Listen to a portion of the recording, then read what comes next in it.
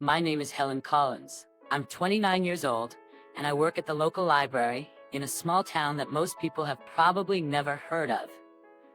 My life is simple, maybe too simple for some, but it's mine.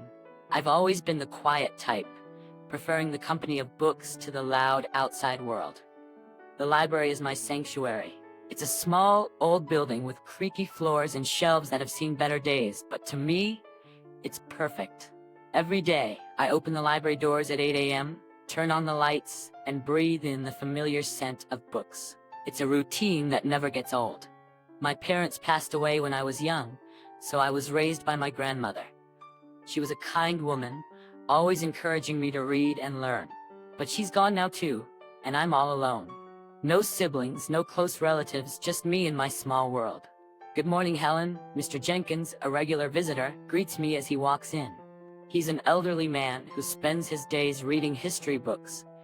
"Ah, you know me too well, dear," he chuckles, shuffling towards the designated shelf. The day goes on like this, with familiar faces coming and going. I help a group of kids find books for their school project, recommend a romance novel to Mrs. Harrison, and guide Mr. Thompson to the science fiction section. It's a quiet life, but I like it. I find comfort in the predictability, the routine. And then one day, everything changed, the day Jack walked into my life. He came in looking for a book, but I could tell he wasn't the regular library type. He seemed out of place, with his crisp suit and confident stride. "Can you help me find a book?" he asked, his voice smooth and inviting. "Of course. What are you looking for?" I replied, trying to keep my composure. "It's a novel, The Great Gatsby, I believe." "Right this way," I said, leading him to the classic section. As I handed him the book, our hands brushed briefly, sending a jolt through me. It was a simple touch, but it lingered in my mind. "Thank you, Helen," he said, reading my name tag. "I'm Jack." "It's nice to meet you, Jack." That brief encounter marked the beginning of everything. The beginning of a love that I thought would last a lifetime. The beginning of a journey that would take me from the quiet life I knew into a world of chaos and betrayal. If only I had known then what I know now, maybe things would have been different. But life doesn't come with a warning label, and sometimes we just have to learn the hard way. After that first meeting, Jack began to visit the library more frequently. It was odd, considering he didn't strike me as the reading type. But every time he came in, he'd ask for a book recommendation, and then spend a few minutes chatting with me. One day, he walked in just as I was struggling with a box of newly arrived books. "Need a hand with that?" he offered, walking over. "That would be great, thanks," I said, relieved. As we placed the books on the shelves, he asked, "So Helen, what got you into working at a library?" I shrugged. "I've always loved books. They're like friends, you know? Plus, it's nice and quiet here." He laughed. "I can see that. It's like a whole different world." Our conversations grew longer with each visit. I found out that Jack worked in his family's business, something to do with real estate. He was easy to talk to, and for the first time in a long time, I felt like someone was genuinely interested in me. Then one day he surprised me. "Helen, would you like to have dinner with me tonight?" he asked, a hopeful look in his eyes. I was taken aback. "Like a date?" "Yes, like a date," he smiled. I hesitated. This was new territory for me, but there was something about him that made me want to say yes. "Okay, sure, I'd like that," I replied, trying to keep my voice steady. We went to a small restaurant in town. It wasn't fancy, but it was cozy.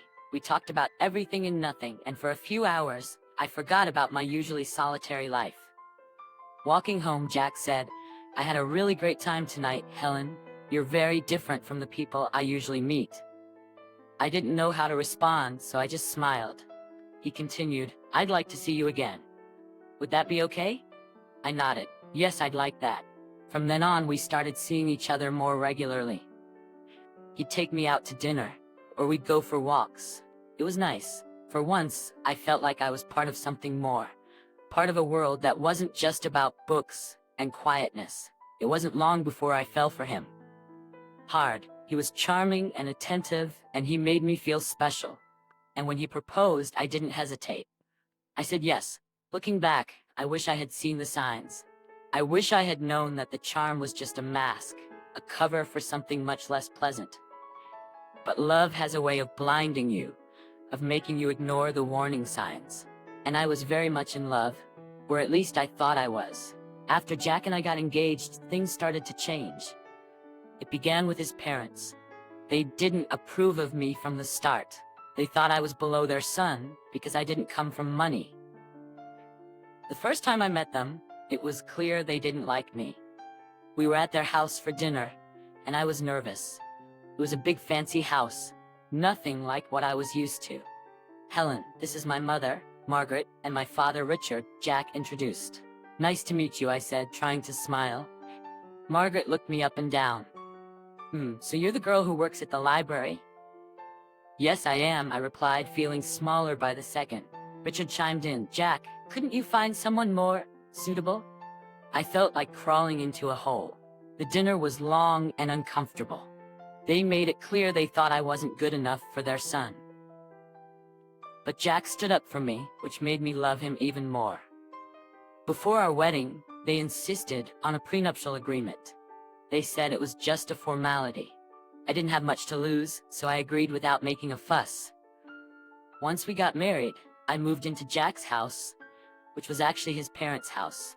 They had given it to him as a wedding gift, but they acted like it was still theirs. His parents came over all the time, unannounced. They'd walk in and start ordering me around. "Helen, make us some coffee," Margaret would demand as soon as she walked in. And I would, without saying anything. I didn't want to cause trouble. One day, Margaret pointed at the TV and said, "Remember, Helen, in case of divorce, you can't claim this."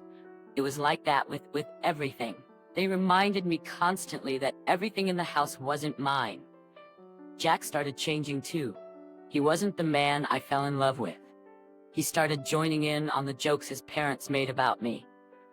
One evening, I was trying to decide what to wear for a family event. I asked Jack for his opinion. "This one makes you look less drab," he said, laughing. I was hurt. It was like he was a different person around his parents. He didn't stand up for me anymore. Instead, he laughed along with them. It was exhausting, living in that house. I felt like an outsider, an unwanted guest. I kept hoping things would get better, but they only got worse. The stress got to me. I started having stomach pains, bad ones. I tried to ignore them, but one day I collapsed at the library. I woke up in the hospital. The doctor said it was stress-related. I was in the hospital for a few days. Jack didn't visit. He didn't even call. I felt so alone. Then one day, a notary came to my room. He had news. My great-aunt, someone I barely remembered, had passed away, and she had left me her fortune. $30 million. I couldn't believe it. I didn't even know what to do with that kind of money. But suddenly, I wasn't just the poor girl from the library anymore. When Jack and his parents found out, they came to visit. Suddenly, they were all smiles and sweetness. "Darling, we're so happy for you," Margaret said, her voice dripping with fake concern. "Yes, we're a family. We should support each other," Richard added. I didn't buy it. It was too much of a change. After they left, I overheard them talking outside my room. They didn't know I was listening. "She's such a fool. Can you believe our luck?" Jack laughed. "We need to make sure she doesn't leave you, Jack. Maybe you should have a child with her." "That will tie her down," Margaret suggested. I felt sick to my stomach. These people didn't care about me. They just wanted my money. I knew then what I had to do. I had to get out of that house, away from these people. I had to take control of my life. I wasn't going to be their victim anymore. I left the hospital with a plan in my mind. I knew what I had to do. As I got home, Jack and his parents were waiting. They were all smiles, acting like the caring family they never were. "Oh, Helen, we were so worried about you," Margaret exclaimed. I nodded but didn't say much. I needed to act normal not to tip them off. Jack came closer. "So, when do you get the inheritance?" he asked, a little too eagerly. I looked at him, the man I thought I loved, and realized I didn't even recognize him anymore. "Soon," I said, "but it's not something you need to worry about." His smile faltered a bit. But we're married, Helen. What's yours is mine, right? I forced a smile. Of course, darling. That night, I couldn't sleep. Their voices echoed in my head, their fake concern, their greed. It made me sick. I got up and started writing. I wrote down everything they had done, everything they had said. It was like a dam had broken, and years of pent-up frustration and pain poured out. The next morning, I had a meeting with a lawyer. I explained everything, showed him the prenuptial agreement. He was shocked, but said the agreement would protect me. "You're doing the right thing," he assured me. When I got back, I found Jack and his parents in the living room. They looked up as I walked in. "There she is, our brave girl," Richard said with a smile that didn't reach his eyes. I sat down, clutching my purse. "I have something to say. I'm filing for divorce," I said, my voice steady. The room went silent. Then Margaret erupted. "What? You ungrateful little..." Jack was on his feet. Helen, you can't be serious.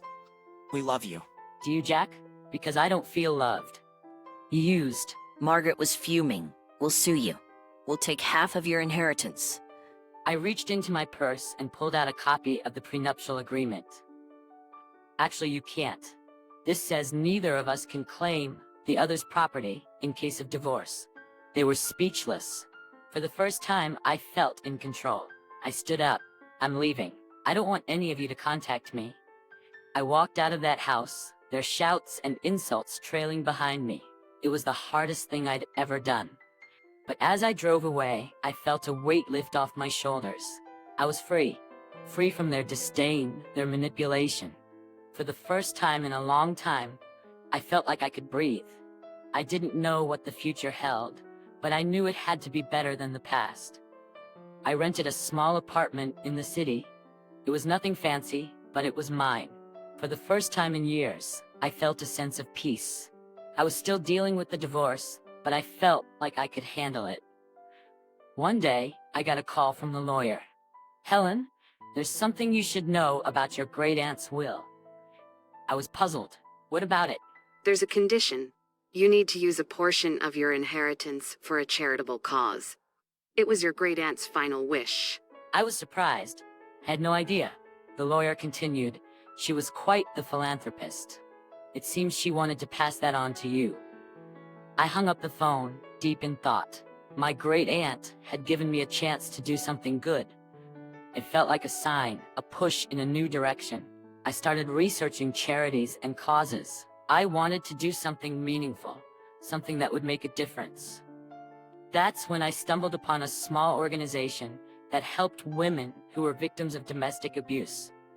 It struck a chord with me. I contacted them and set up a meeting. The woman I met, Linda, was passionate and dedicated. "We provide shelter, legal aid, and counseling to women who have nowhere else to go," Linda explained. I listened, moved by the story she shared.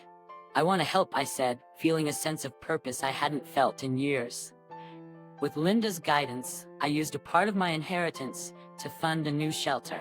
It was an incredible feeling, knowing I was helping other women find a way out, just like I had. A few weeks later, Linda invited me to the opening of the shelter. It was a small event, but the atmosphere was full of hope and gratitude. As people mingled, I noticed a familiar face in the crowd. It was Sarah, an old colleague from the library. "Helen, is that you?" she asked, surprised. "Sarah, it's been so long," I said, hugging her. "What are you doing here?" she asked. I told her about the shelter, about my involvement. She listened, her eyes wide. "That's incredible, Helen. I had no idea. It's a new chapter for me," I said, smiling. We spent the evening catching up. It felt good to reconnect with an old friend. It felt like pieces of my life were slowly falling back into place. As the event wrapped up, Linda came over. "Helen, I can't thank you enough. This shelter will change lives."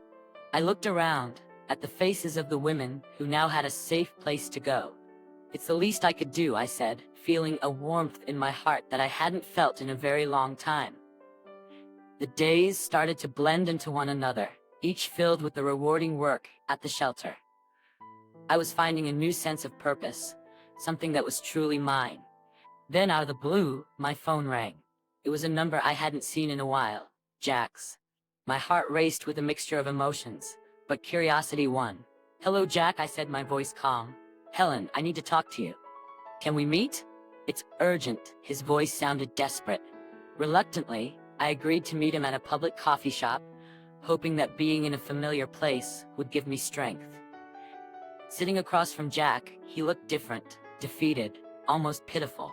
His eyes were pleading. "Helen, I made a huge mistake. I want you back. I've realized how much you mean to me," he blurted out. I looked at him, feeling nothing but contempt. "Why now, Jack?" he sighed. "My parents, they controlled everything. They were the reason our marriage failed. I was weak, but I'm different now." I felt a surge of anger. "You blame your parents?" He stood by while they treated me like dirt. "You laughed with them, Jack." He reached for my hand, but I pulled away. "Please, Helen, I know I was wrong. I've changed." I stared at him, seeing the man I once loved but now felt nothing for. "Changed or not, it's too late. I feel nothing for you, Jack. Nothing but contempt." His face fell, and for a moment I saw a glimpse of the man I married. But it was fleeting. "I'm sorry, Jack. I've moved on. I have a life now, a purpose. There's no place for you in it," I said firmly. He nodded slowly, a look of resignation on his face. "I understand. I just had to try." Leaving the coffee shop, I felt a weight lift off my shoulders. It was over, truly over. The next day, there was an event at the shelter. A local artist had donated a sculpture, and it was to be unveiled in the garden. As I stood there, surrounded by people who supported and believed in me, I felt a sense of belonging. Sarah, my old colleague from the library, stood beside me. "You've done something amazing here, Helen," she said, smiling. The artist pulled the cover off the sculpture, revealing a figure of a woman reaching up to the sky. It symbolized hope, strength, and new beginnings. Applause filled the air, and for a moment, everything felt right in the world. Linda, the woman who had helped me so much, came over. "Helen, this is just the beginning. There's so much more we can do," she said. I looked around at the faces filled with hope, and knew she was right. This was my new beginning, and I was ready to embrace it fully. My new life was busy and fulfilling.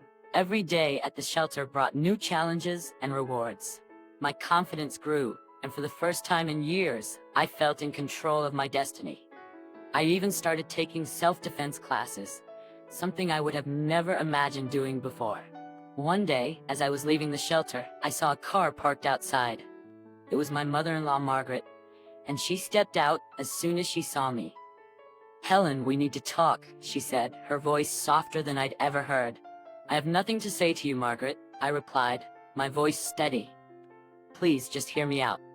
"I've realized how wrong we were," she pleaded. I stopped and looked at her. She seemed genuine, but I couldn't forget the past. "What do you want, Margaret?" "I want to apologize. I treated you terribly. I've lost my son because of it, and I don't want to lose you too." "You were like the daughter I never had," she said, her eyes glistening with tears. I felt a pang of something. Sympathy, perhaps, but I pushed it away. "Margaret, you made my life a living hell. An apology won't change that. I've moved on, and I suggest you do the same," I said firmly. She reached out to me, but I stepped back. "Please, Helen, I know I can't undo the past, but I want to make things right." I shook my head. "It's too late for that." "Goodbye, Margaret." As I walked away, I felt her gaze on my back, but I didn't look back. I had learned to stand up for myself, and there was no going back to the way things were. The next day, I received a letter from Jack's lawyer. He was contesting the divorce settlement. I was surprised, but I was ready. I met with my lawyer, a sharp woman named Rachel. "He's got no leg to stand on, Helen. The prenuptial agreement is clear. He's just trying to intimidate you," she said confidently. I nodded. "I'm not afraid of him anymore. Let's fight this." The court date arrived, and I walked in with my head held high. Jack was there with his lawyer, and for a moment, our eyes met. There was a flash of the old Jack, the one I had loved, but it vanished quickly. The judge listened to both sides and then made her decision. The prenuptial agreement stood, and Jack's claims were dismissed. I felt a surge of relief and triumph. After the court session, Jack approached me. Helen, I'm sorry. I was wrong, he said, his voice low. I looked at him, seeing the man I once loved, but now felt nothing for. Goodbye, Jack. Take care of yourself, I said, and walked away. As I left the courtroom, I felt a sense of closure. That chapter of my life was finally over, and a new one was just beginning. At the shelter, we were planning a fundraiser, and it was taking all my attention. The support from the community was overwhelming, and I felt a deep sense of gratitude. The night of the fundraiser arrived, and the place was buzzing with energy. People from all walks of life had come to support our cause. As I looked around, I realized how far I had come, from a quiet, timid woman to someone who stood up for herself and others. Helen, you did it. This is amazing, Sarah said, coming up to me. I smiled. We did it, and there's so much more to do. As the event went on, I felt a sense of accomplishment and purpose.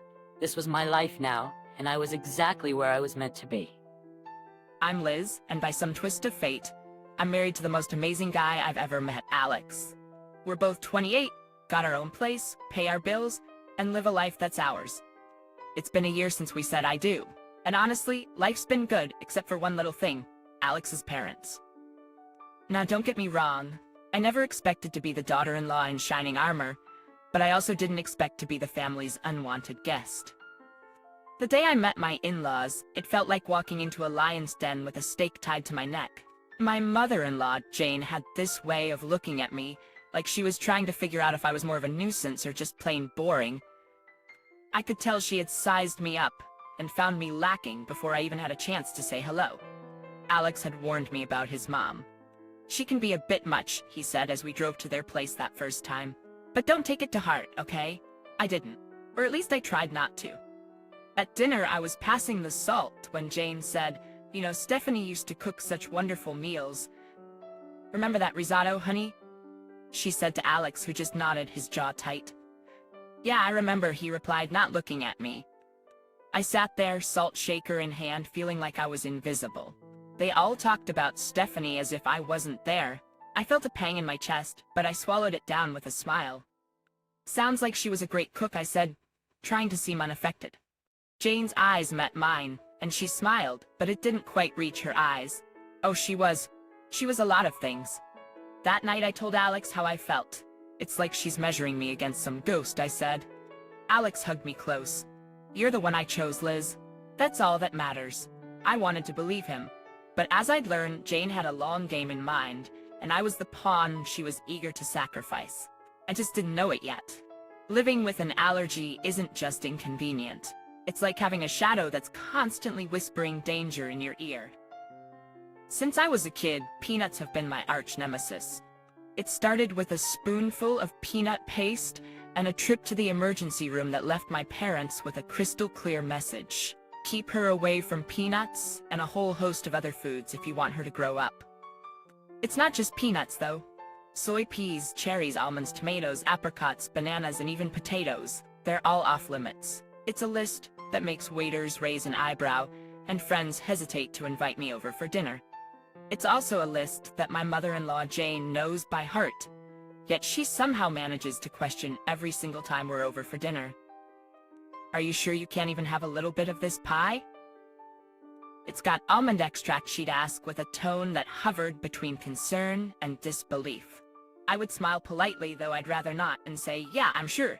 Thanks, though. It was the same dance every time. I remember once, at a family gathering, I was navigating the buffet, a mental checklist running through my head. Alex was by my side, plate in hand, trying to help me find something safe to eat. That's when Jane swooped in, her voice sickly sweet. Liz, you must try this casserole. I made sure it was Liz-friendly, she announced, but the glint in her eye didn't match her nurturing words. Alex paused, his fork midair. Mom, you used cream of mushroom soup in this, right? He asked, knowing full well that many brands included soy, a big no-no for me. Jane's smile faltered for a second. Oh, I think so. It should be fine. But it wasn't fine, and we both knew it. We made our excuses, me leaving the casserole untouched. But the incident stuck with me. It was a small victory in what felt like an ongoing battle. A battle where Jane held all the cards because she controlled the kitchen. a battle where Jane held all the cards because she controlled the kitchen. I've learned to navigate this world with careful steps. Eating out is a strategic operation. Alex and I were at our favorite Italian place, a rare find that understood the gravity of food allergies. I'd recited my usual spiel to the waiter, who nodded understandingly. Alex watched me with those soft eyes of his, the ones that said he'd do anything to make my life easier. "You okay?" he asked after the waiter left. "Yeah, I'm fine. I just hate making a fuss," I replied, folding my napkin on my lap. "You're not making a fuss. You're making sure you don't, die," he said, half joking, half serious. I laughed, a short, grateful sound. "Well, when you put it that way." After dinner, as we walked under the clear night sky, I felt light, happy. That's when my phone buzzed with a text from Jane. Her words were like a cloud over the moon, darkening the moment. "Be careful, Liz. Not everyone takes your condition seriously. Wouldn't want anything to happen to you." I read the text to Alex, who wrapped an arm around me, pulling me close. "She's just trying to get to you," he said. But as much as I wanted to shrug it off, I couldn't shake the feeling that Jane's message was more than just a jab. It was a warning, a reminder that my allergy made me vulnerable not just to food, but to people like her who saw it as a weakness to be exploited. The rest of the walk home, I couldn't help but think about all the close calls, all the accidental exposures, and how easily something could go wrong. It wasn't just the peanuts or the soy or the peas. It was the realization that my allergy was more than a personal battle. It was a chink in my armor that someone like Jane could see as an opportunity. And that thought was scarier than any allergic reaction I'd ever had. Dinners at Jane's house were always a production, like a play where everyone knew their parts except me. I was the wild card, the one who could unintentionally cause a scene with a single bite. Alex tried to make it better, but there's only so much you can do when you're playing in someone else's home court. One particular evening, the tension was as thick as the gravy on the table. Jane was bustling around, placing dish after dish on the table. I sat there, my own plate empty, waiting to figure out what I could eat without a trip to the hospital. "Alex, darling, pass the green beans to Liz." "They're just divine," Jane said, her voice dripping with a sweetness that didn't reach her eyes. I eyed the beans, but something seemed off. "What's in them?"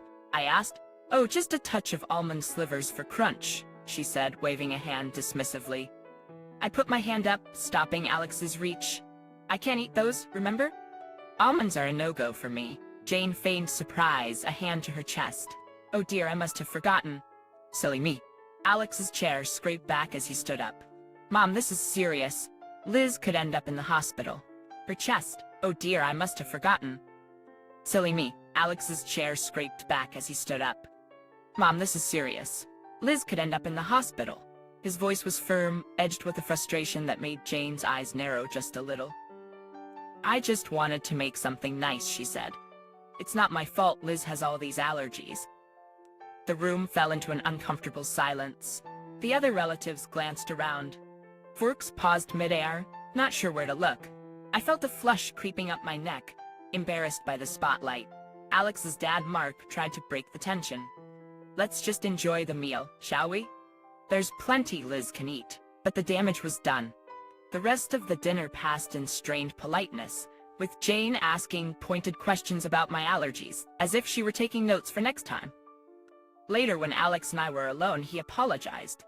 "I'm sorry, Liz. I should have double-checked everything before we came." I shook my head, tired of feeling like a problem to be managed. "It's not your fault, but I'm starting to think your mom does these things on purpose." He didn't answer, and he didn't need to. We both knew the truth. Jane was serving up a side of malice with every meal, and I was the main course. I could always tell when Jane had been working on Alex. He'd get this distant look in his eyes, like he was seeing me, but also seeing through me, weighing her words against his own judgment. This particular evening, it was like a cloud had settled over him, and I knew it before he even said a word. "Mom thinks we should consider, well, she thinks we might not be thinking about the future enough." Alex muttered, not meeting my eye as he fumbled with the TV remote. "The future?" I asked, a sinking feeling in my gut. "Yeah, kids and your health issues," he continued, the word issues hanging awkwardly in the air between us. I felt a tightness in my chest. She talked to you about my allergies again, didn't she? He sighed, setting the remote down. She's just worried, Liz. She thinks it's a lot for us to handle, especially if we want a family. I bristled. We've talked about this. I've managed so far, haven't I? And there, the truth was out, and with it, the facade of a polite, if not happy family was shattered. All because of a peanut. The drive home was quiet, the kind of silence that's heavy, filled with things unsaid. When we finally walked through our front door, Alex and I just stood there, the echo of the night's drama still ringing in our ears. Alex was the first to break the silence. I can't believe my own mother would do something like that, he said, his voice hollow. I sat down on the couch, the cushion failing to comfort me. I know it's a lot to take in. He sat beside me, taking my hands in his. I'm so sorry, Liz. It's unforgivable. I looked at him, seeing the pain in his eyes, and my heart ached. It's not your fault, Alex. We couldn't have known she'd go this far. But the truth was there, hanging between us. Jane had crossed the line, and there was no going back. The family was in pieces. Some stood by us, shocked and appalled by Jane's actions, while others struggled to wrap their heads around the reality of the situation. The next few days were a whirlwind. Alex's phone buzzed constantly with messages and calls. Relatives wanted to express their shock, their support, their apologies, and through it all, there was a deafening silence from Jane. No apologies, no explanations, nothing. Alex finally broke the news to me a week later. Dad's left her. He can't get past what she did. He said it's been a long time coming. I wasn't sure how to feel. Release? Sadness? Pity? And Jane? I asked tentatively. He said she's not handling it well. She's alone now, Alex replied, a twinge of something like regret in his tone. We sat in our living room, the walls we'd painted together, the furniture we'd picked out during countless trips to the store. It was our home, filled with our memories, our love. And outside, there was a storm brewing, one that threatened to uproot everything we knew. But in that moment I realized that no matter what happened, we had each other. We were a team, about to bring a new life into the world, and that was what mattered. I love you, Liz, Alex said, pulling me close. I love you too, I whispered. I searched his face for a sign of the impulsive Mike I knew, the one who acted first and thought later. But all I saw was earnestness. His mother, Janet, stepped forward, her hands clasped in front of her. We want you to be a part of... What do you want from me, Em? I'm here, aren't I? I was taken aback by his tone. Being physically here isn't the same as being present, Mike. I need a partner, not just a roommate. He stood up abruptly, his chair scraping against the tile. You know what, Em? Maybe I need more than this, too. Maybe I wasn't cut out to be a nursemaid. His words stung, and I watched him storm out, the door slamming behind him. I was left alone in the silence of the kitchen, the weight of his words settling around me like dust. I wasn't just alone. I was lonely. That night, as I lay in bed staring at the ceiling, I couldn't help but think about how quickly our modest honeymoon period had ended. The vows we had taken felt like they were from another lifetime. The Mike who had lovingly promised to be by my side in sickness and in health seemed like a stranger now. As the weeks dragged on, his absences grew longer and the excuses more flimsy. He was either out with friends or lost in a digital world that didn't seem to have room for me. I felt like an obstacle in his life, a burden he hadn't anticipated. One particularly tough day when the pain was bad and the house felt more like a mausoleum than a home, I heard the front door open. Expecting Mike, I called out, "Is that you?" "Yeah, it's me," he replied, his voice distant. "I'm just grabbing a few things, then I'm heading out again." I wheeled myself to the hallway, watching as he rifled through a drawer for his keys. "Going out with friends?" I asked, trying to mask the hurt in my voice. He paused, keys in hand, and sighed. "Em, I need some space, okay? It's not easy for me either, all this." I nodded, biting back tears. "I know. I just thought we could maybe spend some time together. Like we used to." He shrugged, avoiding my eyes. "Maybe when things settle down a bit, I gotta go." The house felt emptier with each passing day, a vast space filled with silence and the ghost of better times. It wasn't just Mike's absence or the silence left in the wake of my parents' voices. It was the small things that started to go missing. A vase my mother loved, a silver frame holding a family photo, a painting that used to hang in the hallway. I first noticed it when I was trying to distract myself with memories. I wheeled myself into the living room, intent on looking through the photo albums. But as my eyes scanned the room, they fell on the bare patch of wall where the painting had been. Confusion knotted my brow. "Mike?" I called out, unsure when he had last gone out. There was no answer, and the emptiness of the house seemed to echo back at me. That evening when Mike returned, I asked him, "Have you seen the landscape painting that used to be in the hallway?" He barely glanced up from his phone. "Oh, that old thing? Yeah, it was getting dusty, and I figured we could use the space for something else." Something about his casual dismissal didn't sit right with me. "But it was my mom's favorite," I said, a tremor of unease in my voice. He shrugged, his attention still half on his screen. "We can get another painting, Em. It's no big deal." But it was a big deal. The items that went missing next were unmistakable. Things that had been in my family for years. One afternoon I caught Janet, Mike's mom, in the act. She was bustling around the living room with a big black garbage bag. "Janet, what are you doing?"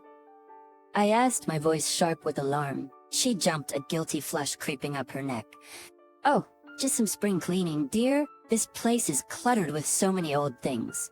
"But those are my things," I protested, my heart rate picking up. There, she cooed, her voice sickly sweet. "We're just making things nicer for you. You'll thank us later." I watched her like a hawk every time she visited after that. But the thefts became sneakier, more calculated. And every time I brought it up, I was met with reassurances that it was all in my best interest. One night, lying in bed, I turned to Mike, who was scrolling through his phone, as had become his nighttime ritual. "Mike, your parents have been taking things from the house." "My things?" He didn't look up. "Mom's just trying to help. You know, she's got a knack for this stuff." "Help?" I echoed, disbelief coloring my tone. "By taking my parents' belongings?" He sighed, finally setting his phone down and turning to face me. "Look, Em, they think we should be looking forward, not backward. They're just trying to take some of the load off you." I wanted to scream, to rage against the violation, the disrespect, but I was tired. Tired of fighting. Tired of questioning my own sanity. "This isn't what I want," I whispered, the fight draining out of me. Mike reached over and patted my hand, a gesture that felt more patronizing than comforting. "Try to get some sleep, Em. Things will look better in the morning." I couldn't take it anymore and confided in Anna, my closest friend, who was also a massage therapist. She had been helping with my rehabilitation, her visits a rare source of relief. "Anna, things are going missing around the house," I confided as she worked on my stiff muscles, "and I can't shake the feeling that Mike and his parents are behind it." Anna paused, her hands stilling on my shoulders. "Have you talked to Mike about this?" "I have, but he just brushes it off. Says his parents are helping us by decluttering." I let out a hollow laugh. "But it's only my family's things that are disappearing." Anna's brows furrowed in concern. "That doesn't sound right, Em. Do you want me to do something? Maybe come by more often, keep an eye out?" The idea sparked something in me, a plan forming from the embers of my frustration. "Could you, I don't know, maybe help me set up some sort of camera or something to record what's going on when I'm not in the room?" With a nod of determination, Anna agreed. "I'll bring something over tomorrow. We'll get to the bottom of this." True to her word, Anna came back the next day with some discreet recording devices, which she placed in strategic locations around the house. It felt like something out of a spy movie, and if I was so desperate for the truth, I might have laughed at the absurdity of it all. A few days later, Anna returned with the recordings, and we sat down to listen. The voices of Mike and his parents filled the room, and the blood in my veins turned to ice as their scheme unfolded through their casual conversation. "And once we get her committed, the house and everything in it will be ours," Mike's voice said, clear and cold. "Yeah, the place will sell for a fortune, and all those antiques." "Pure profit," his mother added, her tone greedy. "We just need to make sure Emily doesn't catch on before we have everything in place," his father chimed in. Tears streamed down my face as I listened to their betrayal. These people who had promised to care for me, to be my family, were plotting against me. Anna reached over, her hand gripping mine tightly. "We have to do something, Em," she said, her voice laced with anger. I wiped my eyes, the sorrow quickly giving way to a steely resolve. "We will. I'm not gonna let them get away with this." The morning after listening to the recordings, I tried to act normal, but every word they said, every smile they gave, felt like a lie. It was during breakfast when I noticed something was off. The usual noise of the city, drifted in through the open window, was absent. I wheeled myself over to see what was happening, only to find that the ramps that allowed me access to the garden were gone. "Mike," I called out, my voice laced with panic. "Where are the ramps?" He came into the room, feigning ignorance. "The ramps? Oh, they were looking a bit worn, thought they needed fixing." I stared at him, the man I thought I knew. "And you didn't think to tell me? How am I supposed to get around?" His gaze was evasive as he shrugged. "I just thought you'd be safer inside for now. You know, until we get new ones." The room felt like it was spinning, and it wasn't from my injury. "Safer? Or trapped?" The words slipped out before I could stop them. He didn't respond, just turned and walked away, leaving me stewing in a mix of anger and helplessness. Later, when I asked Janet about it, she was syrupy sweet with false concern. "We're just looking out for you, dear. We wouldn't want you to have an accident," she said, touching my shoulder with feigned tenderness. I pulled away from her touch, feeling the sting of their deceit. "I didn't realize needing ramps qualified as a hazard," I replied, my voice steady though my insides were shaking. Janet's eyes hardened for a moment, before she regained her composure. "We're just trying to help, Emily. It's for the best." That night, as I lay in bed, the darkness felt oppressive. Mike was out again, probably drowning his guilt in cheap beer and cheaper thrills. I reached for my phone, the screen a small beacon in the dark, and dialed the number Anna had given me for emergencies. "Anna," I whispered when she picked up, "they've removed the ramps. I'm literally trapped in my own home." Her voice was firm, a lifeline in the tumultuous sea I was drowning in. "Hang tight, Em. I'm gonna make some calls. We're going to sort this out." Next day, I was in the kitchen when I heard the doorbell. My heart pounded as I maneuvered towards the entrance. It was Anna, flanked by a man and woman wearing crisp suits and stern expressions. They were from a local disability rights organization, here to assess my living situation. Beside them was my lawyer, Mr. Hammond, clutching a leather briefcase. "Emily, we're here to make things right," Anna said, her determination matching the resolve in my chest. Mr. Hammond stepped forward. "We need to establish the facts first, Emily. I'll need to see the house. Check against the inventory of your parents' belongings." As we moved through the house, the representatives from the service took notes, their disapproval clear at the missing ramps and the blatant disregard for my welfare. Mike walked in during the commotion, surprise etching his face. "Em, what's going on? Who are these people?" I looked at him, really looked at him, allowing the full weight of my gaze to settle on his shoulders. "I'm taking back control, Mike. This is my lawyer. And these are advocates for people with disabilities. They're here to ensure my home is safe and that my rights are respected." Janet and Bob entered the fray, confusion turning to fear as they realized the seriousness of the situation. "Emily, darling, what is this about?" Janet's voice trembled. "It's about my rights, my home, and the truth," I said, my voice steady despite the storm raging inside me. "Mr. Hammond is here to confirm the inventory of my inheritance." Mr. Hammond opened his briefcase, pulling out documents and photographs. "We have detailed records of all items bequeathed to Mrs. Harper. It seems several are missing." He paled. "Now, Emily, I'm sure this is all just a misunderstanding." "There's no misunderstanding," I replied, the recordings Anna had provided playing in my head. "And I have more than just missing items to discuss." Mike's parents looked at each other, the facade of the caring in-laws crumbling before my eyes. Mike stood there silent, the reality of the situation dawning on him. Anna moved closer to me. "We also have evidence of the conversations you've had regarding Emily's property and well-being." The advocates from the disability service spoke up. "Removing access to the ramps is a direct violation of Mrs. Harper's rights. We'll be taking action. As Mr. Hammond laid out the evidence of their theft and their plans for my future, I saw the trap I had been in from the outside. But now, the tables had turned. I was no longer the victim in their game. I was the one calling the shots. Mike finally found his voice. I can explain. But I shook my head. Save it, Mike. I've heard enough. Janet started to cry, and Bob put an arm around her. But there was no comfort to be found in their deceit. The day of the trial was a culmination of everything I had endured. The courtroom was stark, the air thick with tension. Mike and his parents were on one side, looking nothing like the family that had once promised to care for me. I was on the other, with Anna beside me and Mr. Hammond at the ready, with his briefcase of evidence. As the proceedings began, the judge looked down at us from his bench, his gaze lingering on me for a moment.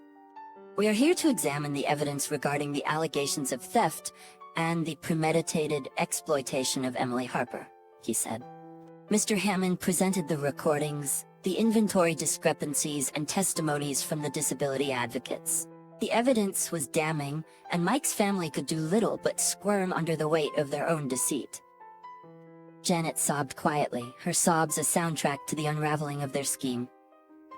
"We never meant for things to go this far," she whispered, when it was her turn to speak. The judge's voice was firm as he addressed them. "You took advantage of a vulnerable person. There's no excuse for your actions." Mike stood, his voice barely audible. "I'm sorry, Em. I never wanted to hurt you." I looked at him, the history we shared playing out in a flash before my eyes. "Sorry isn't enough, Mike. You chose this path." The gavel came down like the final word on the life I had once known. Mike and his parents were guilty. Reparations were ordered, and they were to have no further contact with me. With the help of Anna and a dedicated team, I started physical therapy. Each small movement was a victory, each step a testament to my resilience. My legs, once lifeless, began to tingle with new strength. One day, as I managed to stand with the help of parallel bars, Anna cheered me on. "Look at you, Em. You're doing it!" The smile on my face was mirrored in her own. "I am, aren't I?" The joy bubbled up from a place I thought had been broken beyond repair. And so I moved forward, one day at a time. The house, once a mausoleum of my past life, was slowly transformed back into a home. A sanctuary where I healed and grew stronger. My name is Emma. I'm 30 years old, and I work as a financial advisor. That's where I met David, my now ex-husband. I remember that day like it was yesterday. He walked into my office with a stack of papers and a troubled look on his face. "Emma, right?" he said, offering a handshake. "I'm David Caldwell. I heard you're the best in sorting out financial messes." "That's what they say," I replied, smiling. "Let's see what we can do about yours." David was tall, with short brown hair and eyes that seemed to smile even when he didn't. As I sifted through his documents, we started talking. It wasn't just about numbers and taxes. We talked about our favorite movies, music, and even debated over the best pizza in town. He had this easy way about him that made hours feel like minutes. "You know, I never thought sorting my finances would be this enjoyable," David admitted as we wrapped up. "Guess I have a magic touch," I joked. David laughed. "Would you like to grab a coffee sometime?" My treat for making this not as painful as I expected. That coffee turned into dinner, and dinners turned into weekend getaways. We were inseparable. After 6 months, David proposed, and without a moment's hesitation, I said yes. It was a whirlwind romance, but it felt right. Our wedding was simple, yet beautiful. Standing there exchanging vows, I thought I had found my forever. David's mom, Barbara, was there too. She was a stern-looking woman, but seemed happy for us. "You better give me grandkids soon," she whispered to me with a half-smile. Life as a married couple was blissful at first. David worked in real estate, and I continued at my firm. We shared dinners, movie nights, and long walks. We were a team, or so I thought. However, things began to change when the topic of children came up more frequently. It started with occasional remarks from Barbara, but soon became her constant demand. She would call and ask if I was pregnant yet, and during visits she'd say, "A grandchild would make this family complete." David always laughed it off. "Mom, give us some time," he'd say. But the pressure was building. At first, I tried to be understanding. After all, she was just an excited grandmother to be. But her persistence started to weigh on me. It was like our marriage wasn't enough without a child. David, your mom needs to back off a bit, I said to him one evening. I feel like she's more in our marriage than we are. David looked uncomfortable. She's just excited, Emma. Let's not make a big deal out of it. As time went on, Barbara's influence in our life became more and more evident. It wasn't just about her constant nagging for grandchildren. She had opinions about everything, from how we should manage our finances to what we should eat. One Saturday morning, David and I were enjoying breakfast when his phone rang. It was Barbara. David put it on speaker as he usually did. David, dear, are you both eating healthy?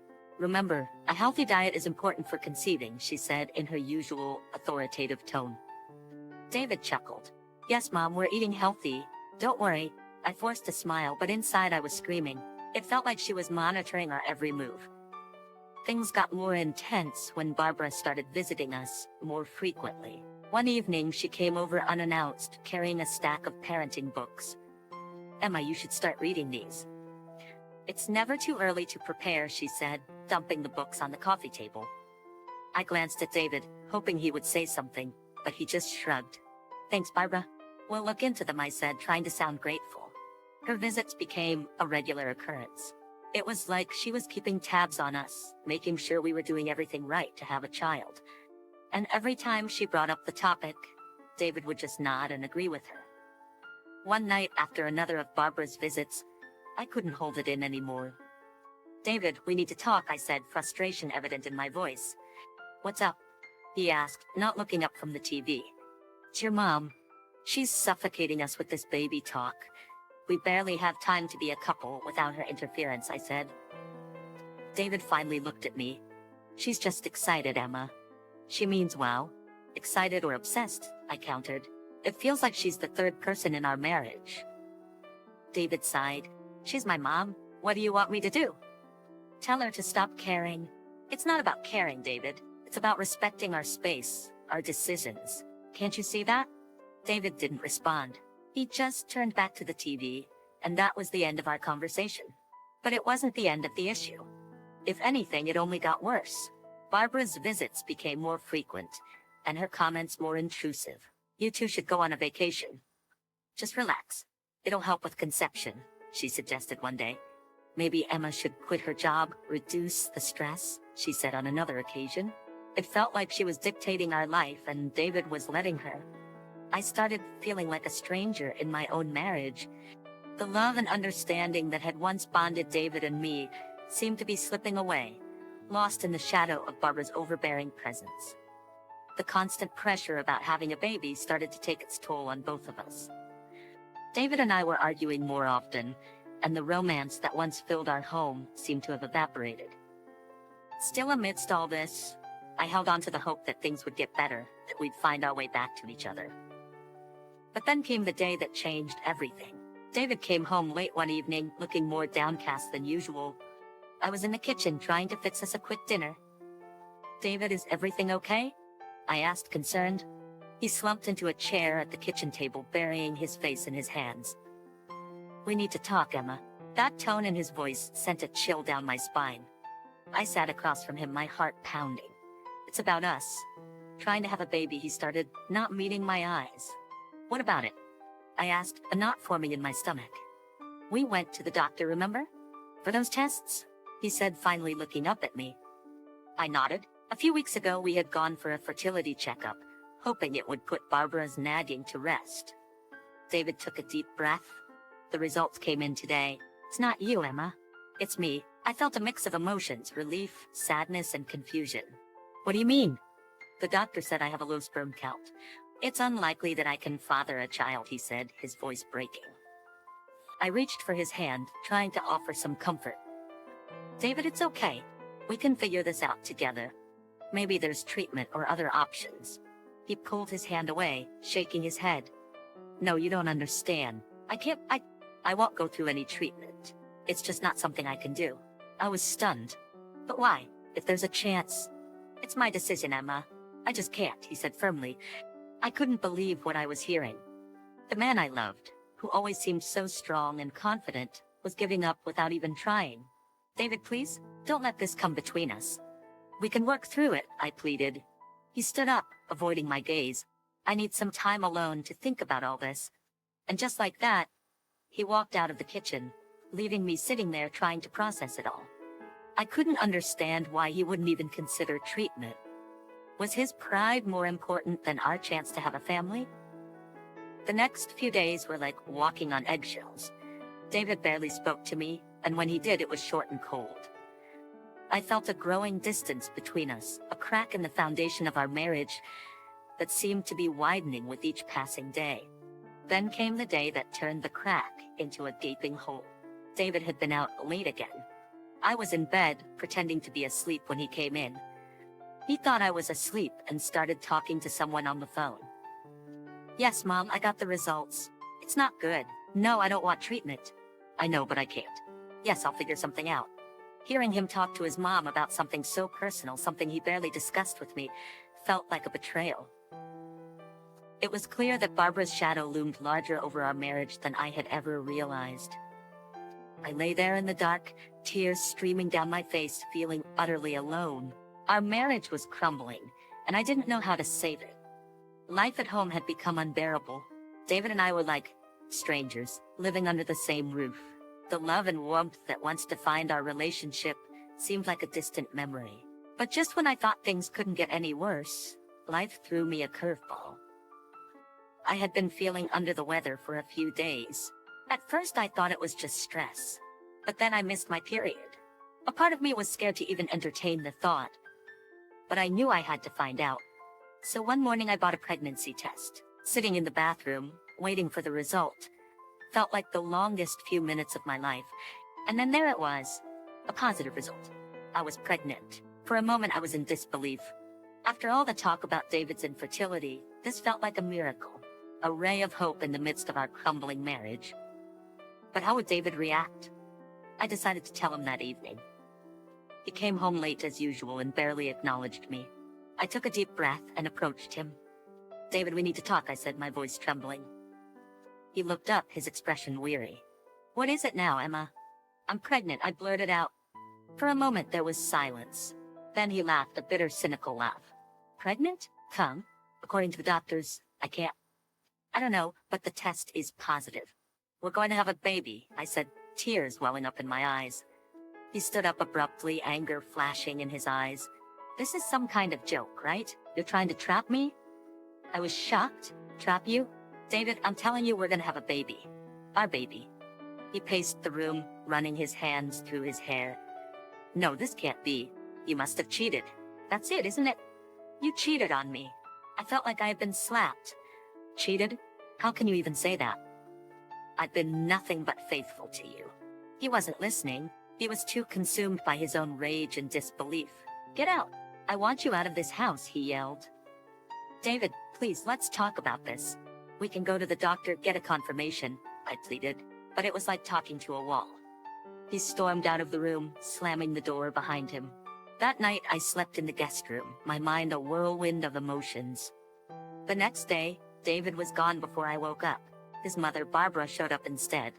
The look on her face was a mix of anger and disgust. You should be ashamed of yourself, Emma. Trapping my son with another man's child, she spat. I didn't cheat on David. This child is his. I defended myself. She laughed a cold, mocking laugh. Do you take me for a fool? My son can't have children. You're just a gold digger, trying to secure your future. I was stunned by her cruelty. This is David's child. I've never been with anyone else. She moved closer, her voice venomous. You have 1 week to pack your things and leave. And don't even think about asking for alimony or child support. You won't get a dime from us. The ultimatum from Barbara was the last straw. I knew I couldn't continue living in a house filled with resentment and accusations. It was time to take control of my life, for my sake and for the baby's. First things first, I filed for divorce. It wasn't an easy decision, but it was necessary. David and his mother tried to make it difficult. They wanted a piece of everything I had, claiming it was their right. But I had a strong case. Everything I owned, all my savings and property, were mine long before David entered my life. Their attempts to grab what wasn't theirs failed miserably. As for alimony, I didn't ask for a penny. I wanted no financial ties to David. No reason for him or his mother to interfere in my life again. I was determined to start anew, free from their toxicity. I found a modest apartment, not too fancy, but cozy enough to be a fresh start. Packing up my things from the house was bittersweet. Every photo, every piece of furniture had a memory attached to it, but I was ready to leave them behind. The day I moved out, David was conspicuously absent. Maybe he couldn't face me, or perhaps he just didn't care. Either way, it didn't matter. I left the keys on the counter and closed that chapter of my life. The first few nights in my new apartment were the hardest. The silence was overwhelming, and the reality of my situation often brought me to tears.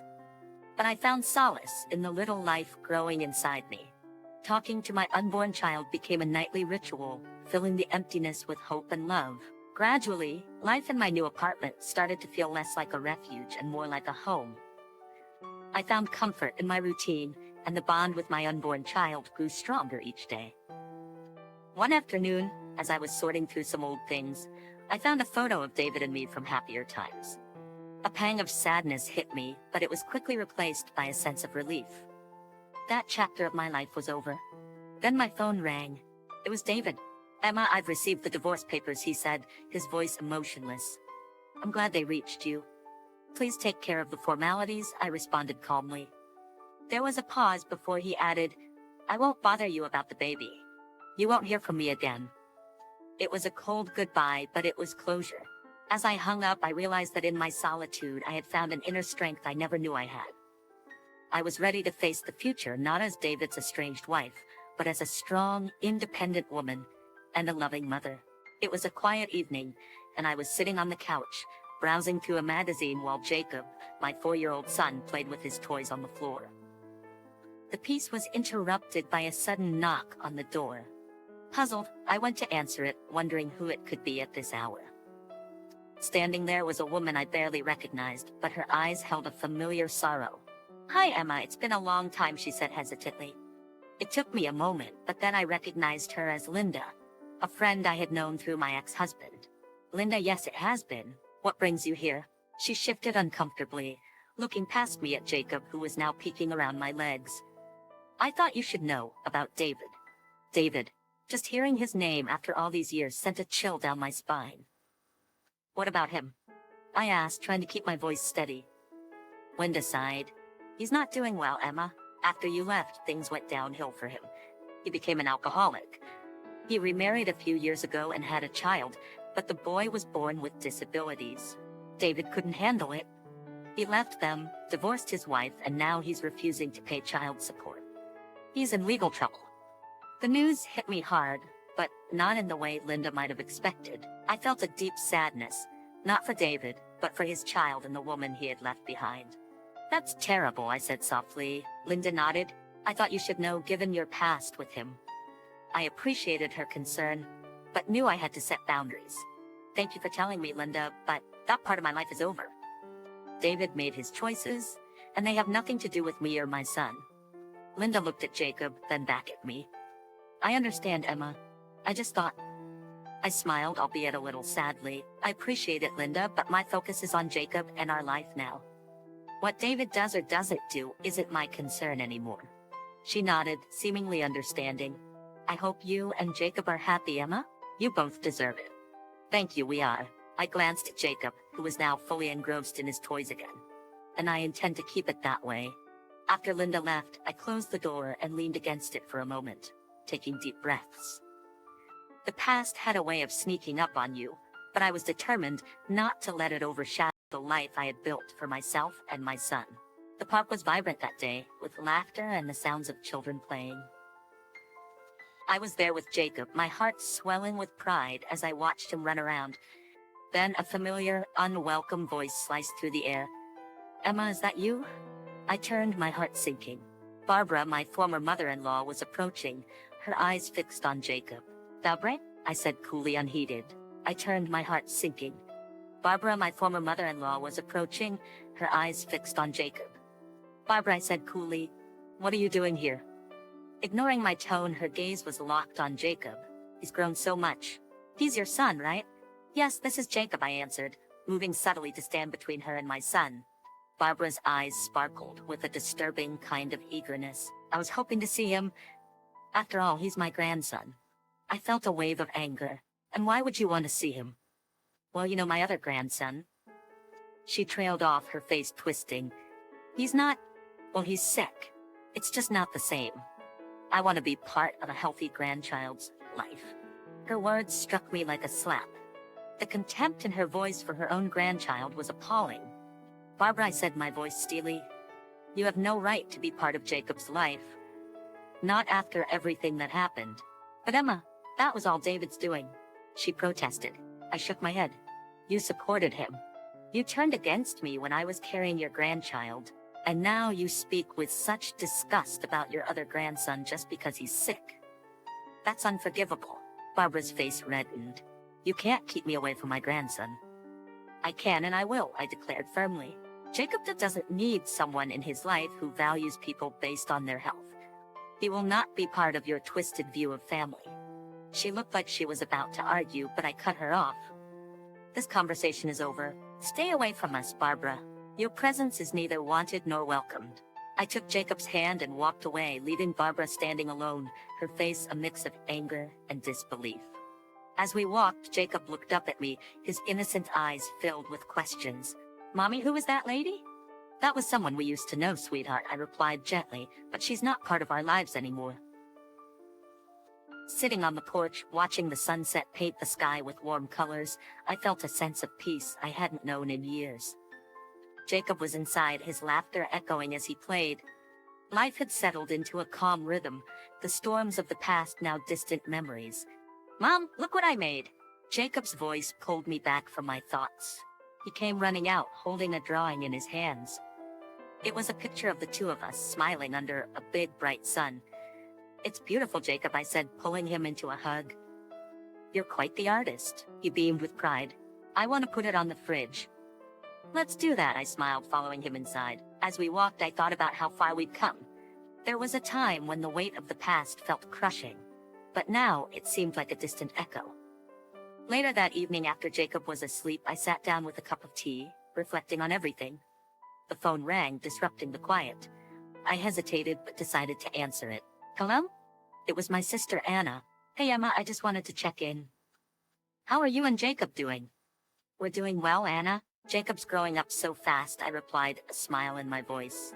Emma, I just wanted to check in. How are you and Jacob doing? We're doing well, Anna. Jacob's growing up so fast, I replied, a smile in my voice. I heard about your run-in with Barbara. Are you okay? She asked, concern lacing her words. I sighed. Yeah, it was unexpected, but I'm okay. It's just a reminder of the past. I know it's tough, but you've come so far, Emma. You're strong, and you've built a wonderful life for you and Jacob, she said encouragingly. Her words warmed my heart. Thanks, Anna. It means a lot. We talked for a while longer about small things, everyday life. It was comforting, this connection with my sister, a reminder of the support system I had. After hanging up, I went to the living room where Jacob's drawing was displayed on the fridge. Looking at it, I realized how much we had both grown. The pain and anger of the past had faded, leaving room for healing and new beginnings. I walked to Jacob's room, watching him sleep peacefully. Leaning down, I kissed his forehead gently. Good night, my little artist, I whispered. Back on the porch, I gazed at the stars emerging in the night sky. The echoes of the past were fading, their hold on me loosening. In their place was hope, a quiet strength, and the unconditional love between a mother and her son. Michael shifted uncomfortably in his seat. Mom, times have changed. It's not a big deal. Mr. Davis chimed in our house it is. You're living in sin. I could feel the weight of their stares. Wanting to ease the tension, I said, we respect your beliefs, but this is our decision. We're adults. Mrs. Davis sighed. It's just not the way we raised you. Michael took my hand. Lizzie and I love each other. We want to start our life together, and I hope you can support that. The evening ended on a somber note, but Michael and I were firm in our decision. We found a cozy apartment close to campus and moved in. Days turned into weeks, weeks into months. Our bond grew stronger, but the strain with his parents was always in the background, like an old radio playing a sad tune. One evening, as we were settling into our new life, there was a knock on the door. It was Mrs. Davis holding a pie. "I thought I'd come by and see how you two are doing," she said, looking around with a critical eye. "We're doing great, Mrs. Davis," I replied, trying to be cordial. She sat down, placing the pie on the table. "This is all temporary, right? You'll get married soon?" Michael cleared his throat. "We haven't decided that yet, Mom."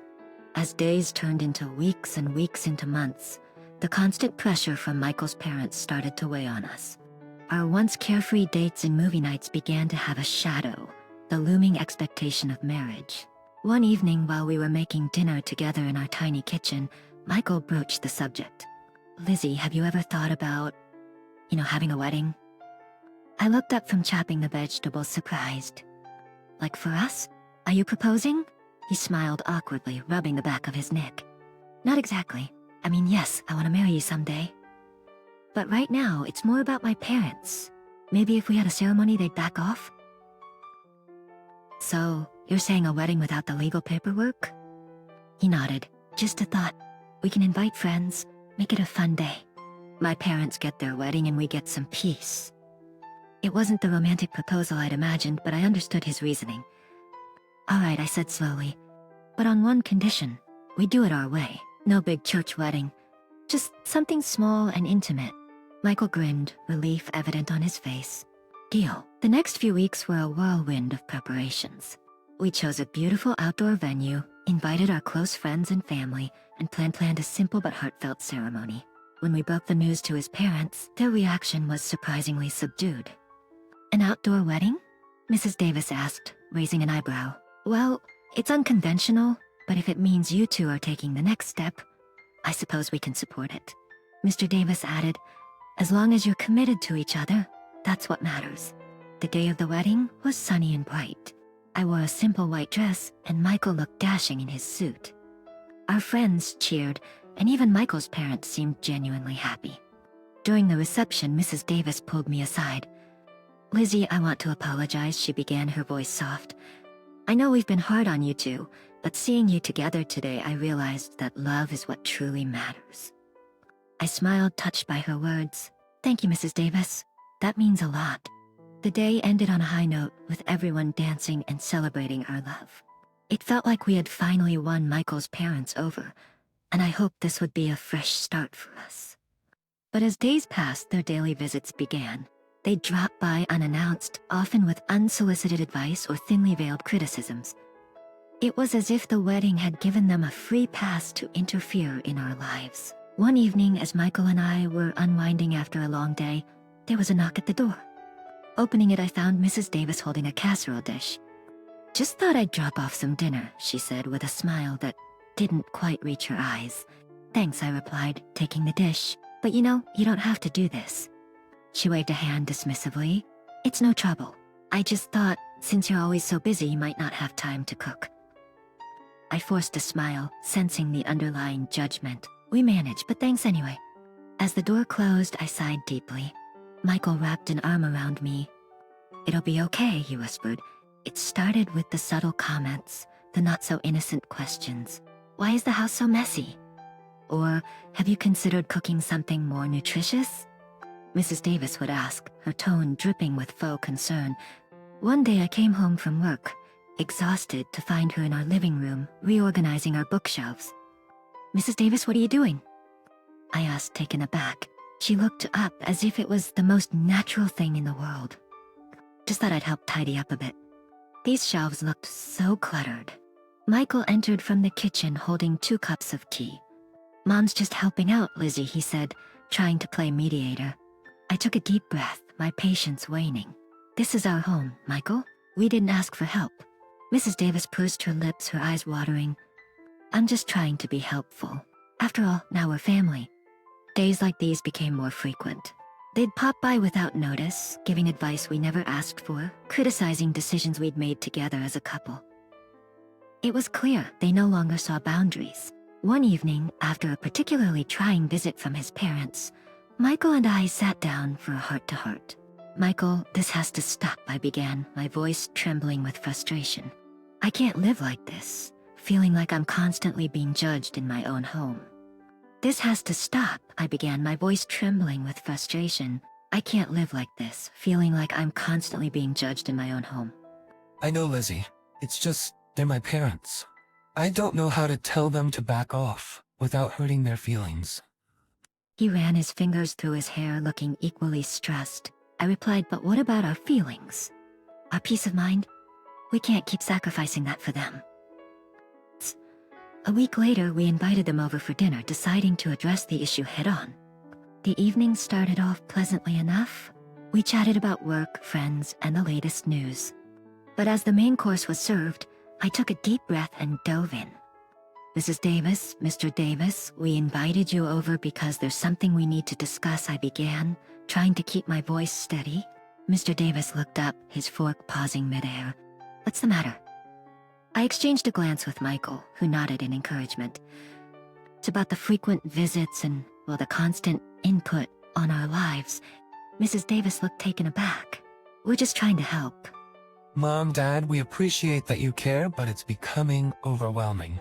We need some space to live our lives, make our mistakes, and grow together. Tears formed in Mrs. Davis' eyes. After all we've done for you, this is how you repay us? Mr. Davis added, his voice stern. We're just looking out for you. I felt a pang of guilt, but stood my ground. It's not about appreciation, it's about respect. Respecting our boundaries and our choices. The room grew silent, the tension palpable. Mrs. Davis dabbed at her eyes with a napkin, her shoulders shaking. We just wanted to be part of your lives. I never thought it'd come to this. Mom, we love you, but this is our life. We need you to understand that. The evening ended with Mrs. Davis in tears. Mr. Davis looking disappointed and an unspoken agreement that things had to change. As they left, I felt a mix of relief and dread, wondering what the future held for our relationships. Days after the confrontation, the house felt unusually quiet. The constant visits had stopped, but the silence was both a relief and a curse. Every time the doorbell rang or there was a knock, my heart would race, expecting it to be Michael's parents. But it never was. One evening as Michael and I sat on our couch, he broached the topic. Lizzie, do you think we were too harsh? I mean, they're my parents. Maybe we overreacted? I took his hand, feeling its warmth. Michael, it's not about being harsh. It's about setting boundaries. We did what we had to do. We did what we had to do. I know it's just hard. I never imagined being in this situation with them. As days turned into weeks, we began to feel the weight of our decision. There were no more surprise visits, but there were also no calls or messages. It was as if we had cut ties completely. During this period, I often found solace in browsing property listings online. One day, as I was scrolling through, a beautiful house in a neighboring town caught my eye. It had a large garden, a spacious living area, and most importantly, it was far away from our current life. Michael, come look at this. Wow, it's beautiful, but why are you looking at houses? I hesitated, choosing my words carefully. I was thinking, maybe it's time for a fresh start, somewhere new, where we can create our own memories, away from all this drama. You looked surprised. You mean move? Leave everything behind? I nodded. It's drastic, I know, but maybe it's what we need. We discussed it at length, weighing the pros and cons. The idea of starting anew was enticing but also terrifying, yet the more we talked, the more it felt right. A few weeks later, we visited the house. It was even more beautiful in person, and the neighborhood seemed perfect. After much consideration, I decided to use the money I had inherited from my grandmother to buy it. The day we signed the papers, I felt a mix of emotions, excitement for the new beginning, but also sadness for what we were leaving behind. The move went smoothly, and soon we were settling into our new home. It felt like a dream. The peace and quiet were just what we needed. One evening, as we were enjoying a quiet dinner in our new dining room, Michael said, Lizzie, I think this was the best decision we ever made. I smiled, feeling content. I think so too. The first few months in our new home were like a dream. The mornings were quiet, filled with the chirping of birds, and the evenings brought a calm, tranquil energy. Michael and I fell into a comfortable routine, enjoying the privacy and peace that our new surroundings provided. The past seemed like a distant memory, and the tension that once surrounded our lives had all but disappeared.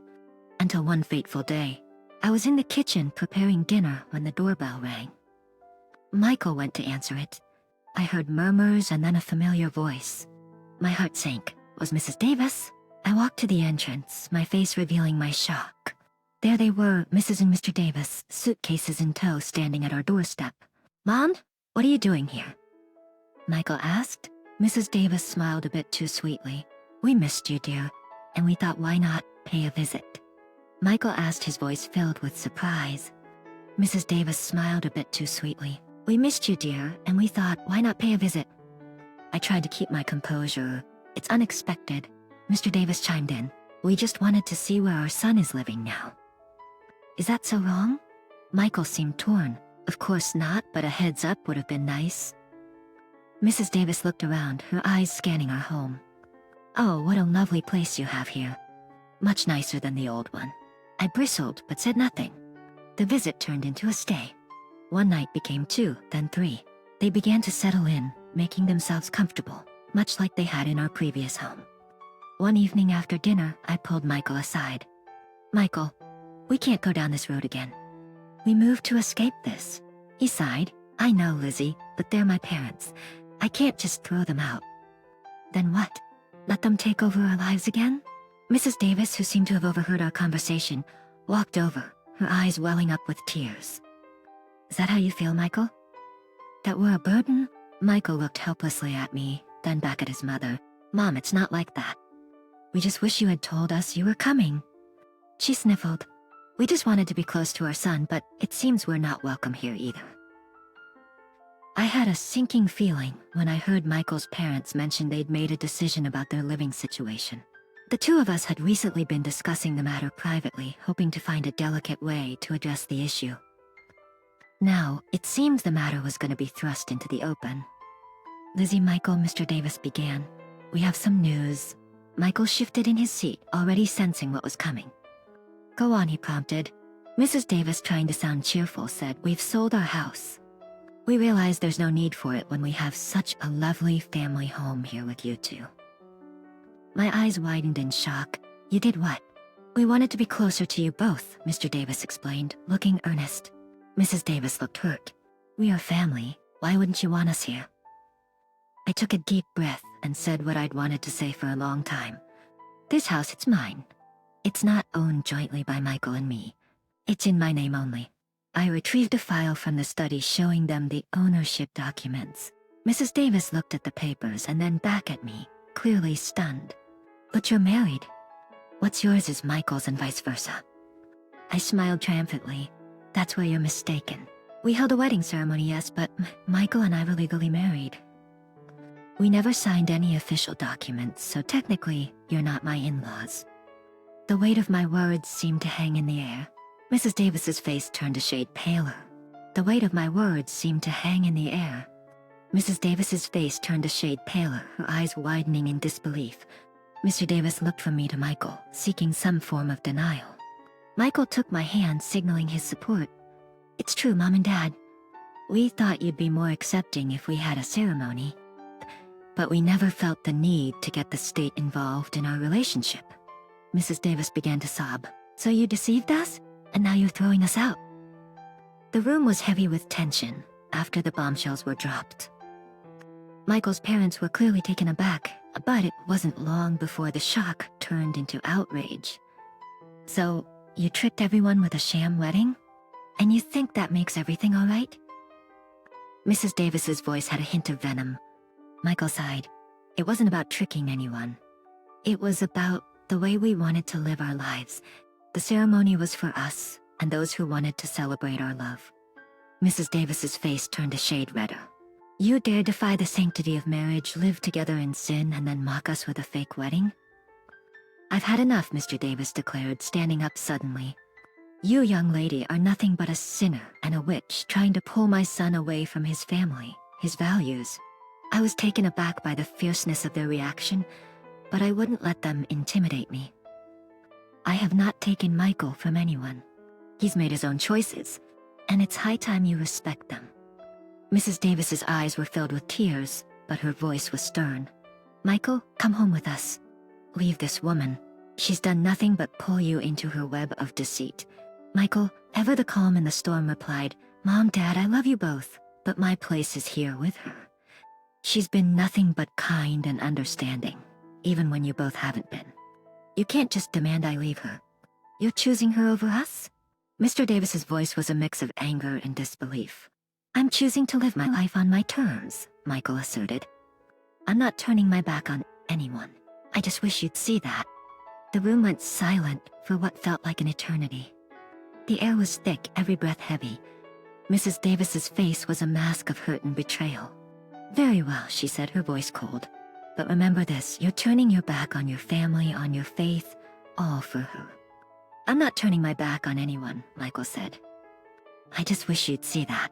Mrs. Davis's eyes were hard, her voice bitter. Let's go, she said to her husband, not giving either of us another glance. And with that they left, leaving behind a wake of hurt, confusion, and uncertainty. I looked at Michael, his face a mirror of my own feelings. We both knew that things had changed irrevocably, and there was no going back. A few days after the confrontation, as I was heading back from work, my neighbor, Mrs. Carlson, called out to me. She was an older lady, known for her daily walks and her uncanny ability to know everyone's business. She was an older lady, known for her daily walks and her uncanny ability to know everyone's business. Did you hear about the Davis family not selling their house? She asked with a knowing look. I paused, taken aback. What do you mean? She leaned closer, lowering her voice. They'd never put their house on the market.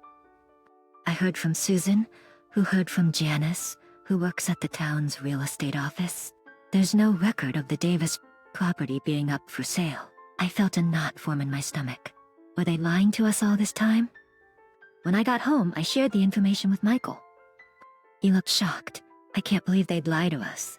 What were they trying to achieve? We both knew the answer. They wanted to manipulate the situation to their advantage. The realization was a hard pill to swallow. All this time, while we tried to understand and accommodate them, they had been playing a game. Michael sighed, deeply rubbing his temples. This changes things. It's one thing to have disagreements, but outright deception? That's something else entirely. We can't keep letting them pull us into their manipulative games, I said firmly. We need boundaries, strong ones. Michael nodded. You're right. We can't continue like this. It's unhealthy for us and for our relationship. The next day, he went over to his parents' house. He needed to confront them, get some answers. When he returned, his face was a mix of anger and sadness. They admitted it, he began, his voice heavy. They thought that if they moved in with us, we'd be a proper family again. They felt threatened by our independence. We sat down discussing our next steps. It was clear that for our own sanity and the health of our relationship, we needed distance from them. We need a break, Michael declared, some time away from all this drama and manipulation. I agreed. It's the best decision for us right now. That evening, we sent a message to his parents, informing them of our decision. The reply was filled with anger and accusations, but we remained firm. We needed this for ourselves and for our future. The next few weeks were quiet. We focused on each other, rebuilding the trust and closeness that had been strained over the past months. One evening, as we sat on our porch, looking at the stars, Michael turned to me. Thank you, he whispered, for standing by me, for fighting for us. I smiled, squeezing his hand. Always. The journey had been long and fraught with challenges, but it was a poignant reminder of the importance of boundaries, honesty, and mutual respect in any relationship. As the night deepened, we looked towards the future, hoping for peace and understanding. I'm Emily, 35, and if you'd asked me a few years ago, I would have told you my life was just about perfect. I was climbing the corporate ladder at a renowned company, making my way to a department manager position.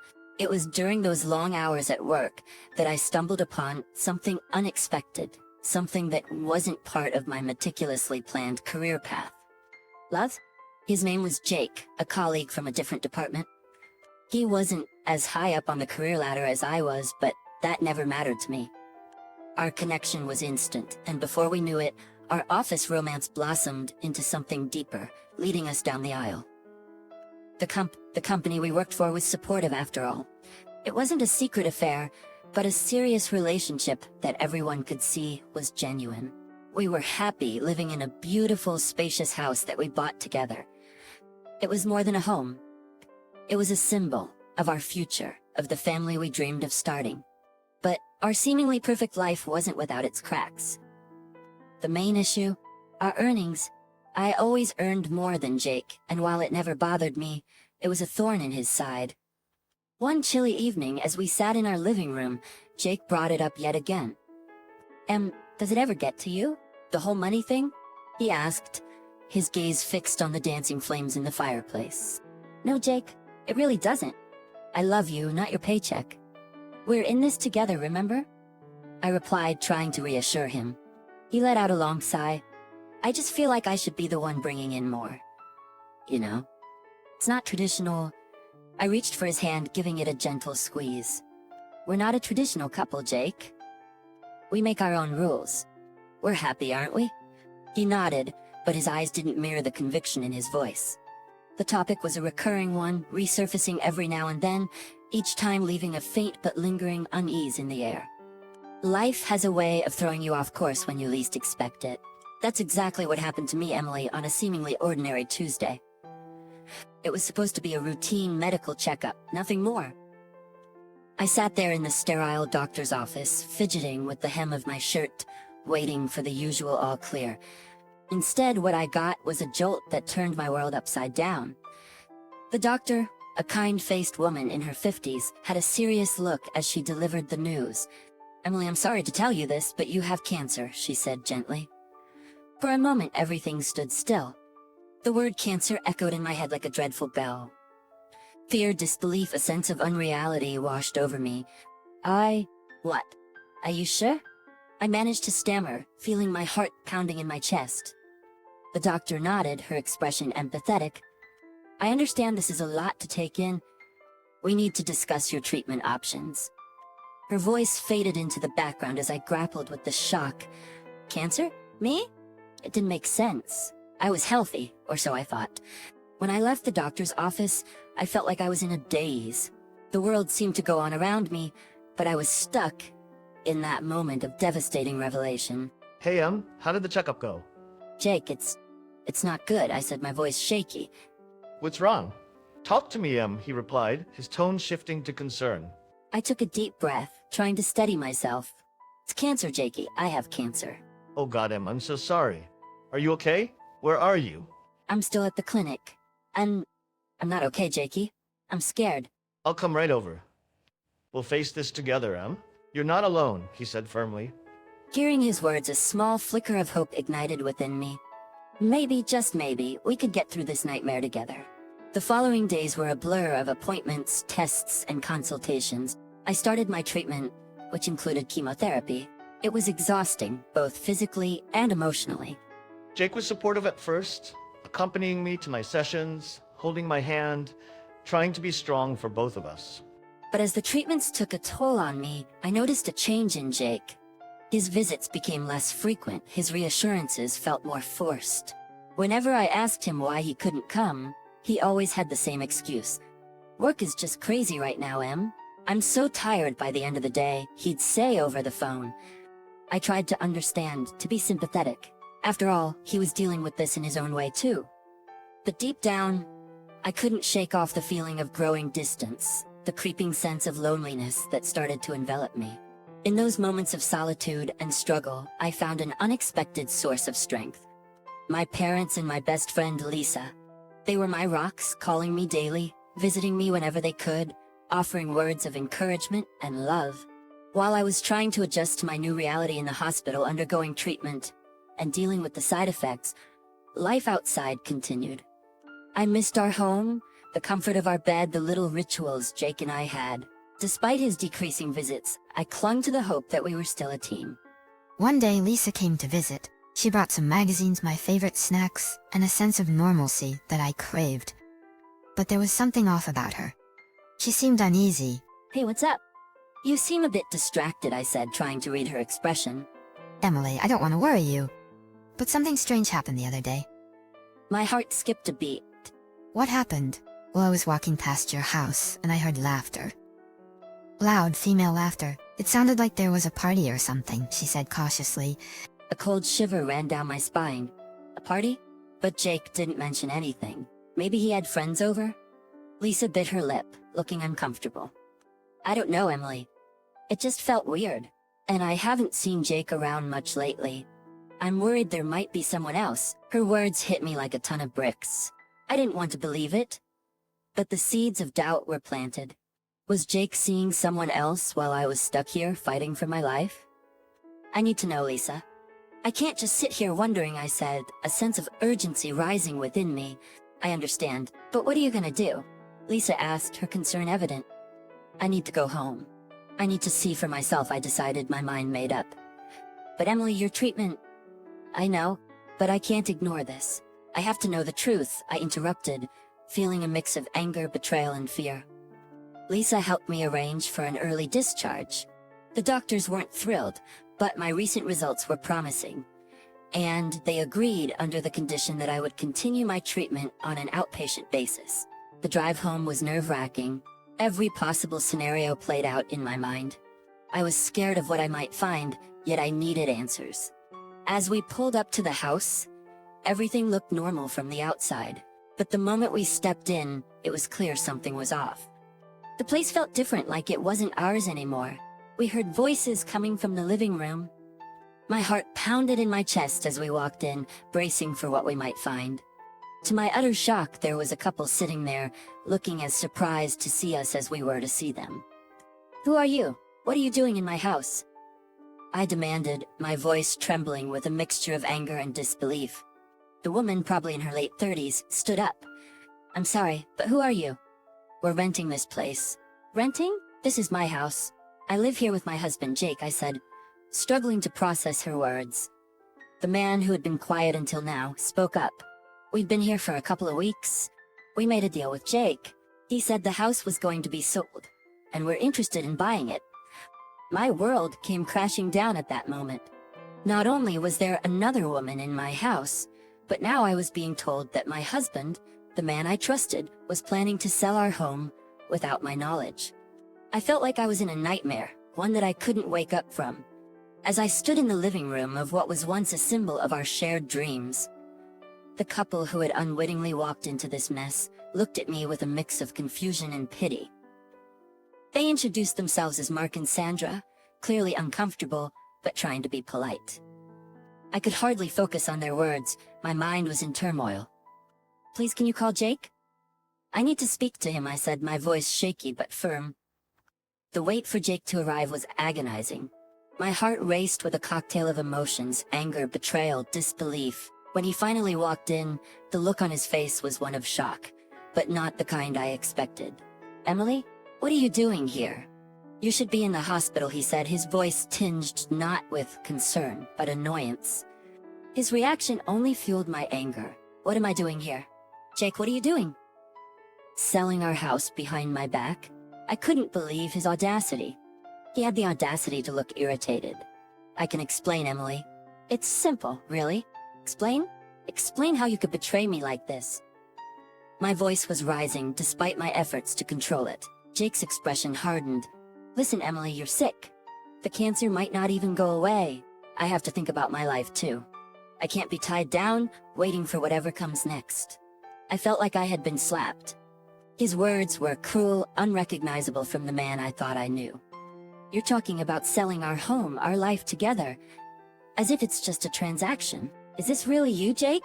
Disbelief and hurt were evident in my voice. He shrugged, a cold look in his eyes. "It's practical, Emily. You're not gonna make it. And I need the money to build my life. Besides, I would get this house anyway if you know?" His words were like a knife twisting in my gut. The reality of his betrayal was worse than any suspicion I had harbored. "I can't believe you, Jake.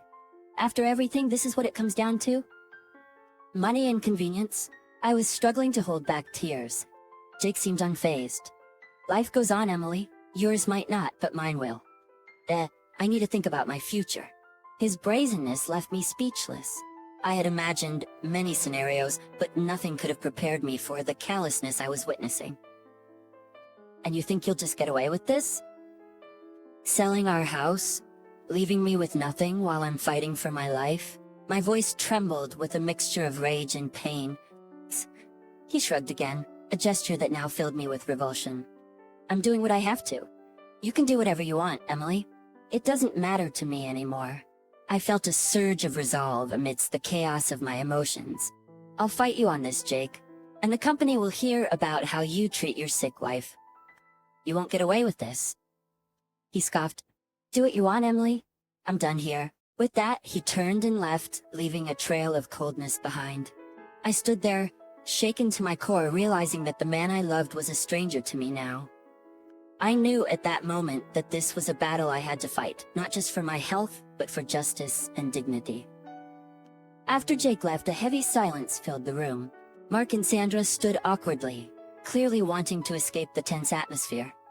I couldn't blame them. Look, I'm really sorry about all this.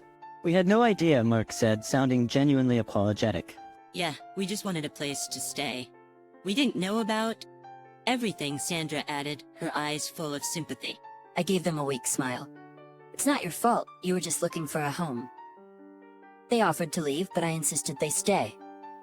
It wasn't their fault that Jake had dragged them into his deceit. After they left, I sat down on the couch, my mind racing. I felt betrayed, angry, and helpless. But amidst all those emotions, a fiery determination was taking shape. I wasn't gonna let Jake walk all over me. The next morning, I called my lawyer and explained everything. He was shocked, but promised to help me fight this. Don't worry, Emily. We'll make sure he doesn't get away with this, my lawyer assured me. I felt a small glimmer of hope. With his help, I would fight for what was rightfully mine. Next, I knew I had to confront Jake at work. It wasn't going to be easy, but I needed to face him. I wanted him to know that I wasn't going to back down. I arrived at the office, my heart pounding. As I walked through the halls, I could feel the eyes of my colleagues on me. They knew something was up. I knocked on Jake's office door and pushed it open, without waiting for a response. Jake looked up, his face a mask of surprise and annoyance. Emily, what are you doing here? I'm here to tell you that I know everything. And I'm not gonna let you get away with it, I said, my voice steady despite the turmoil inside. Jake scoffed. What are you gonna do? You're sick, Emily. You should be resting, not causing a scene. I took a deep breath, steadying myself. I've spoken to my lawyer. We're going to fight you on the house, and I'm gonna tell the bosses about what you've done. Jake's face hardened. You think you can scare me? Go ahead, tell them. See if I care. I met his gaze squarely. I'm not trying to scare you, Jake. I'm telling you what I'm gonna do. You can't just throw me away because I'm sick. Jake leaned back in his chair, a smug look on his face. You really think you can win this? I'm not the bad guy here, Emily. I'm just trying to move on with my life. I felt a surge of anger. By selling our home? By leaving me with nothing? Jake shrugged. Life is tough, Emily. You should know that better than anyone. I shook my head, disgusted. I can't even recognize you anymore, Jake. You're not the man I married. Jake's expression didn't change. Maybe you never really knew me at all. With that, I turned and walked out of his office. I had said what I needed to say. Now it was time to fight. In the days that followed, my life turned into a whirlwind of paperwork, meetings, and strategy sessions. My health was improving, but my battle was far from over. With each passing day, I gathered more evidence to support my claim to the house. My larger financial contribution was a strong point in my favor, and I was determined to see this through. My lawyer was optimistic. Emily, you have a solid case. The numbers don't lie. And given the circumstances, it's unlikely a judge will side with Jake, he assured me over the phone. The relief I felt was palpable. Thank you, I replied. I appreciate your help, more than you know. We're not there yet, but things are looking up, he cautioned. I understood. The legal world was unpredictable, but for the first time in a while, I felt like I was standing on solid ground. At work, the atmosphere was tense. My confrontation with Jake had become office gossip. Some colleagues whispered in corners, others offered quiet support. It was uncomfortable, but I couldn't let it distract me. I decided to meet with our bosses and lay everything out. It was a tough conversation, but necessary. I told them about Jake's betrayal, the house, everything. They listened, their faces a mixture of shock and empathy. We're so sorry, Emily. This is unacceptable, one of them said. The situation with Jake will be dealt with. This behavior can't be tolerated, the other added. Hearing their support was a relief. I didn't have to face Jake at work anymore. Days later, they called to tell me they had let Jake go. His actions didn't align with the company's values. It was a small victory, but it meant the world to me. My health was on the upswing, the treatments were working, and my doctors were hopeful. It was a glimmer of hope in a sea of chaos. One evening, as I sat in my small rental, contemplating my next steps, my phone rang. It was Jake. I hesitated, but answered. "Emily, please, we need to talk," he sounded desperate. "What's there to talk about, Jake?" I asked, my voice firm. I was wrong. I'd been fired. "I'm sorry, Emily. I didn't think it would come to this," he said, almost pleading. I took a deep breath. "You hurt me, Jake. Deeply. I can't just forget that." "I know. I regret it. Can we find a way to settle this without going to court?" he asked, sounding beaten. After a short pause, I replied, "I will not back down. Never." There was silence on the other end. "I understand. I'll have my lawyer contact yours," he finally said. Jake's call didn't change anything. He had shown his true colors, and there was no going back. I was a different person now, stronger and more determined. After the dust settled with the house and my divorce, I found myself standing at the beginning of a new chapter. It was a strange feeling, like stepping into the unknown after a long, turbulent journey. My health was improving, but the road to full recovery was still ahead of me. One afternoon, I was at the clinic for a checkup. The waiting room was quiet, just the hum of the air conditioner filling the space. When the nurse called my name, I followed her to the examination room. Dr. Simmons, my oncologist, greeted me with a warm smile. "Good to see you, Emily. How are you feeling?" "Better, thank you," I replied, taking a seat. "That's what we like to hear," he said, going over my chart.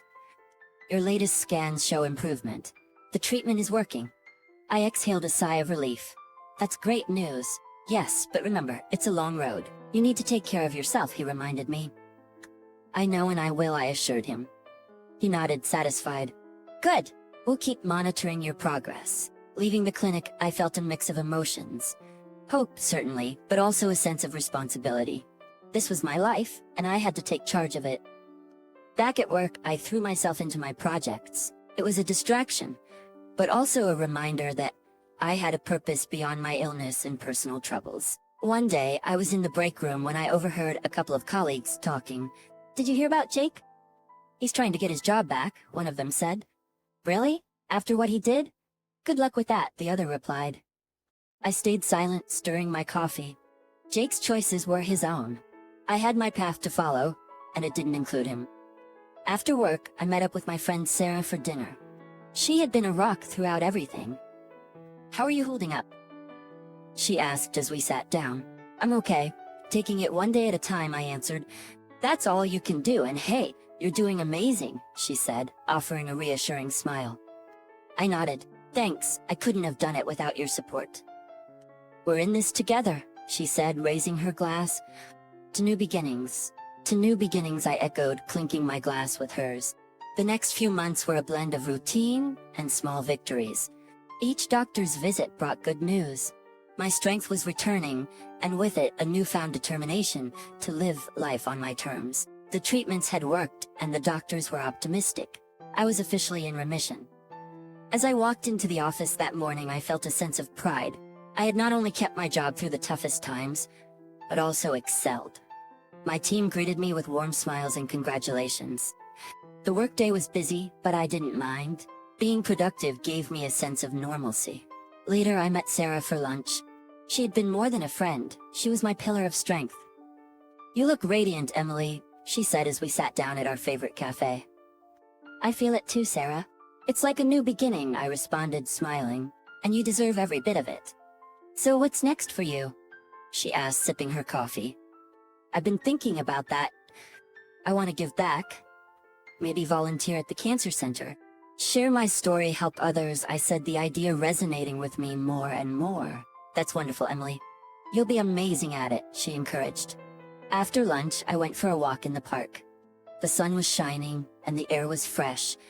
I took a moment to sit on a bench and just breathe. Life was precious, and I was here living it. As I walked back home, my phone rang. It was my boss, Mr. Thompson. "Emily, good news. The board has approved your proposal for the new project," he said. "That's fantastic. Thank you, Mr. Thompson." I won't let you down, I replied, excitement building up. I know you won't. Keep up the good work, he said before ending the call. Back at home, I reflected on my journey. From the shock of my diagnosis to the betrayal and divorce, it had been a roller coaster of emotions. But here I was standing tall.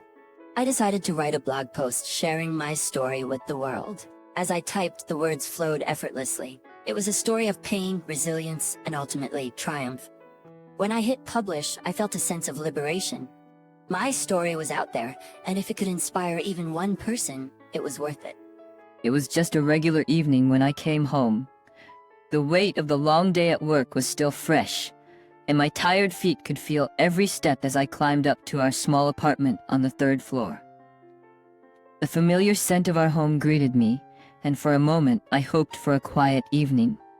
But that hope was quickly shattered.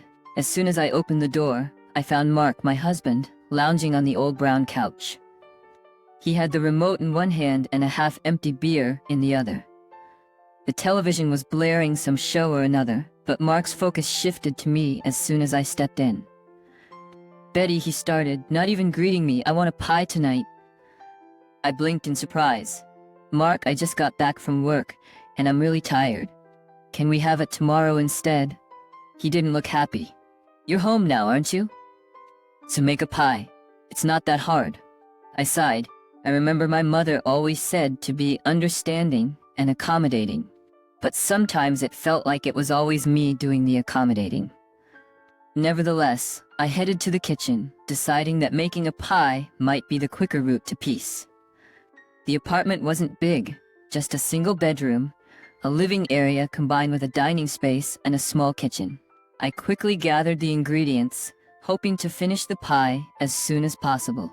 As I was rolling out the dough, Mark strolled into the kitchen. "Make sure it's apple, and none of that store-bought crust stuff." I nodded, not trusting myself to speak. We had store-bought crust, but I knew better than to use it now. I made the pie from scratch, just like he wanted. It took me a good hour to prepare everything. The aroma of the baking pie filled the apartment, and for a moment, everything felt cozy and right.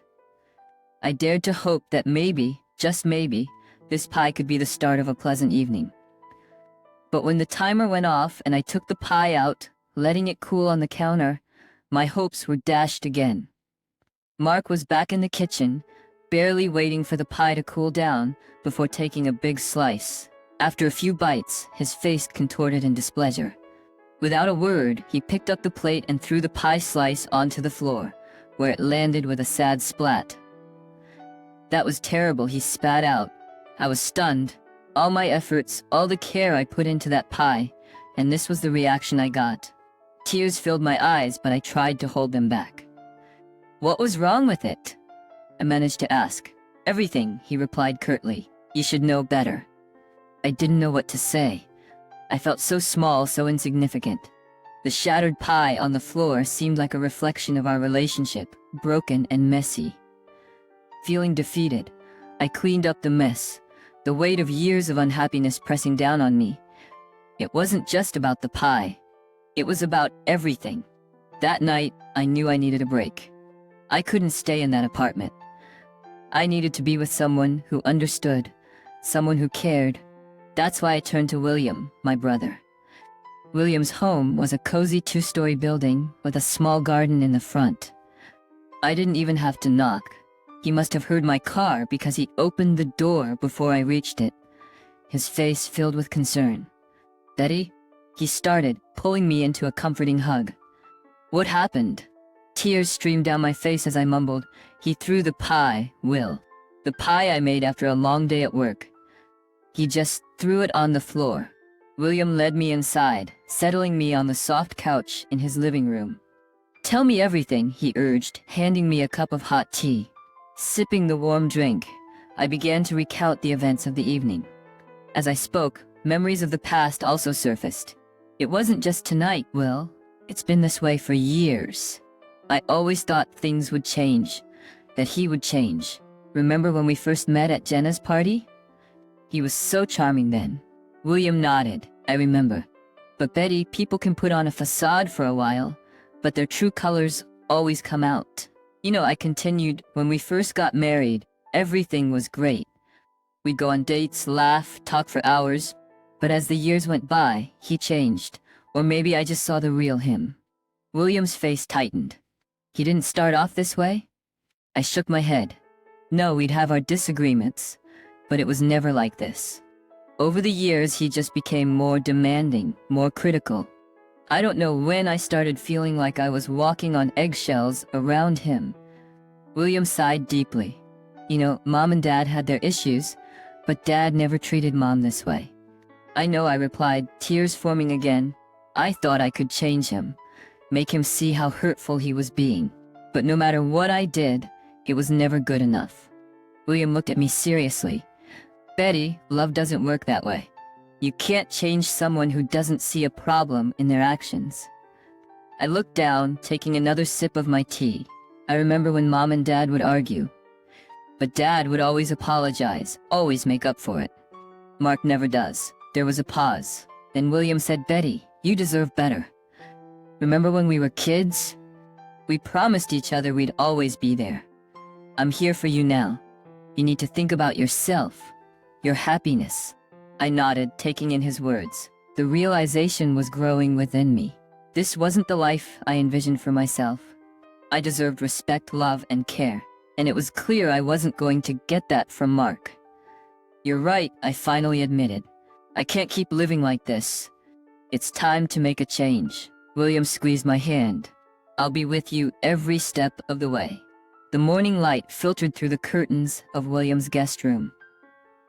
I stretched, feeling more rested than I had in a long time. The decision to divorce Mark had brought with it a mixture of days turned into weeks. With every passing day, the intrusion by Mark felt more like a distant memory, but the threat he posed remained. William and I, however, weren't about to sit idly by. One evening as we sat in the living room, William looked at me with a seriousness I had seldom seen. Betty, I've been thinking. We need to be prepared for any moves Mark might make. He's unpredictable. I nodded. I've been feeling the same. But what can we do? William paused, taking a deep breath. I've hired a private detective. I wanted to know what Mark's been up to since the two of you separated. I looked at him in shock. A private detective? Will, is that necessary? William sighed. I just have this gut feeling. I want to make sure we have all our bases covered. I understood William's concerns. His protective nature was one of the things I cherished most about him. All right, I conceded. What did the detective find? William pulled out a folder from his bag. As he spread the photos and documents on the table, my heart sank. The pictures showed Mark with various women. Some looked familiar from our past life. One document caught my eye, a police report filed by a woman against Mark. He did this? I whispered, disbelief evident in my voice. William nodded gravely. It appears Mark's activities haven't been on the straight and narrow. This could be our leverage. If he tries to make any more moves against you, we can use this against him.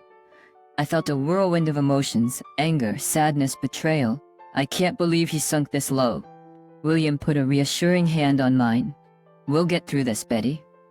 Together. A few days later, our preparation proved to be fortuitous. A letter arrived from Mark's attorney, making wild claims and threats about taking me to court for supposed shared assets, and conjuring up fabricated tales about our life together. Reading the letter, my hands shook, but William, ever the pillar of strength, looked at me and said, We're ready for this, Betty. We've got evidence. He can't intimidate us. With William's support, we met with Mrs. Harris again. As she read through the letter and went over the evidence we had against Mark, her face remained unreadable. After a long pause, she finally said, We have a strong case here. Mark's claims are baseless, especially with the evidence we have. We'll counter this. Don't worry. Relief washed over me, but the idea of facing Mark in court was still daunting. William, sensing my anxiety, squeezed my hand. We've got this. I won't let him hurt you anymore. The counter-move was set in motion. Mrs. Harris swiftly drafted a response, highlighting Mark's activities and questioning the credibility of his claims. The ball was now in Mark's court. Every day after that was a game of wait and watch. William and I spent many evenings going over the possibilities, preparing for any scenario. Through it all, William's unwavering support gave me the strength to face each day. It was a rainy Tuesday evening. William and I were watching a movie when the knock echoed through the house. With a look of mutual surprise, I went to open the door. Standing there was a woman, soaked to the bone, her eyes red from crying. "Are you Betty?" she asked, her voice shaky. I nodded cautiously. "Yes, who are you?" She took a deep breath. "My name is Jenna. I was involved with Mark." My heart skipped a beat. "Come in," I said, motioning for her to enter. Once seated, Jenna began her story. "I met Mark a few months ago. At first, he seemed charming. But soon, he started showing his true colors. I heard about you, about his past, and I thought I should come and warn you." Warn me, I thought. What could be worse than what I already knew? Jenna continued, tears streaming down her face. "He became aggressive, possessive. He said things about you, about how you'd ruined his life, and he wanted revenge." William's face darkened. "What kind of revenge?" Jenna hesitated, looking down. "He talked about ruining you financially, said he had friends who could make it happen." The room was silent for a few minutes, the gravity of Jenna's words sinking in. Finally, William broke the silence. "We need to do something about this. We can't let him continue to terrorize people." I nodded in agreement, feeling a newfound determination. We need to expose him, let everyone know who he really is. Over the next few weeks, with Jenna's help, William and I gathered more evidence against Mark. From his financial misdeeds to his numerous affairs, the depth of his deceit became apparent. It wasn't just me he had hurt. There were others, just like Jenna. With everything we had, William suggested we go to the police. It's time he faces the consequences of his actions. Walking into the police station, I felt a mix of fear and hope. Would they believe us? Would they take action? Detective Rogers was assigned to our case. As we laid out our evidence, he listened intently, occasionally asking questions. Finally, after what felt like hours, he spoke. "This is substantial evidence. We'll investigate further, but from what you've shown, it's clear that Mark has been involved in illegal activities." The next few days were a blur. The police acted swiftly, arresting Mark on multiple charges. The news spread, and soon, the monster I had once called my husband was unmasked to the world. Months passed after the revelation. With Mark behind bars, I should have felt safer. And while there was certainly a sense of relief, there was also the constant fear of what Mark's friends might do, those he had often bragged about, who he said would always have his back. One day, as I was returning from work, I noticed something odd. My mail was scattered all over the porch, and the front door looked like someone tried to tamper with it. Panic surged. Could this be one of Mark's allies? I immediately called William. "Will, I think someone tried to break in." "Stay calm," he replied, his voice firm. "I'll be right over." I waited inside my car until William arrived. Surveying the scene, he confirmed my suspicions. "It looks like an attempted break-in. We need to beef up your security." Over the next few days, William and I worked on improving the safety of the house, installing security cameras and an advanced alarm system. One evening, as we were testing the systems, the alarm suddenly blared. Rushing to the monitor, we saw a man skulking around the property. But before he could make any moves, the local police, alerted by the security company, arrived and apprehended him. I felt a rush of gratitude towards William. His foresight had prevented another potential disaster. The next day, Detective Rogers called. "Betty, we've got the intruder in custody. He claims he was sent by Mark, but we're still confirming the details." This confirmed my worst fears. Mark was still trying to control and hurt me, even from jail. Days later, I got a call from Jenna. "Betty, there's something you should know." She hesitated before speaking. "Mark's been reaching out to people from prison. He's been trying to spread lies about you." I gritted my teeth. "Thank you, Jenna. He won't get away with this." That evening, William had an idea. "Betty, we need to turn the tables. We've got evidence, Jenna's testimony, and a lot more. Let's go public." The next week, With the help of William's contacts, we scheduled a press conference. The media turnout was massive, with numerous reporters eager to hear my side of the story. As I stepped up to the podium, my heart pounded. Hello everyone. Today I want to share my story, not just to expose Mark's cruelty, but to give hope to all those who've been in abusive relationships. I detailed everything, from our first meeting to the pie incident, to Jenna's revelations, and the attempted break-in. As I spoke, the room was silent. Every eye focused on me. When I finished, the questions began. Do you believe Mark is still a threat? I replied confidently, yes, but I won't let him or anyone else intimidate me any longer. Another reporter asked, how do you feel about him now? I paused for a moment. I pity him. For someone to have so much hate, he must be truly miserable. After the press conference, the support was overwhelming. Messages poured in from all over, many from women sharing their own experiences. It was clear that by speaking out, I had ignited a movement. That evening, as I sat with William, I felt a weight lift off my shoulders. Thank you, Will. Today I took back my power. William smiled warmly. You always had it, Betty. You just needed a little push. The next morning, William dropped by. Got some news, he said, a glint in his eyes. Remember the intruder? I nodded, recalling the fear of that night. How could I forget? Well, he began, the court has sentenced him. And with all the evidence stacked against him, he'll be locked up for a long time. Relief washed over me. That's good to hear. And there's more, he continued. Mark's been transferred to a high-security prison. With his recent antics and connections, he won't be coming out anytime soon. I hugged William tightly. Thank you for everything, for being there when I felt alone. William smiled. Family sticks together. Weeks turned into months, and life started to regain its rhythm. I reconnected with friends, started a support group for victims of abuse, and even began dating again. On my birthday, I held a small get-together. As I looked around at the faces, William, Jenna, my new friends, and old ones, I realized how far I had come. The wounds of the past were healing, replaced by the joy of new memories. Late into the night, as everyone left, William sat down next to me. You've done well, Betty. I looked at him, tears glistening. With a little help from my friends. He chuckled. Always,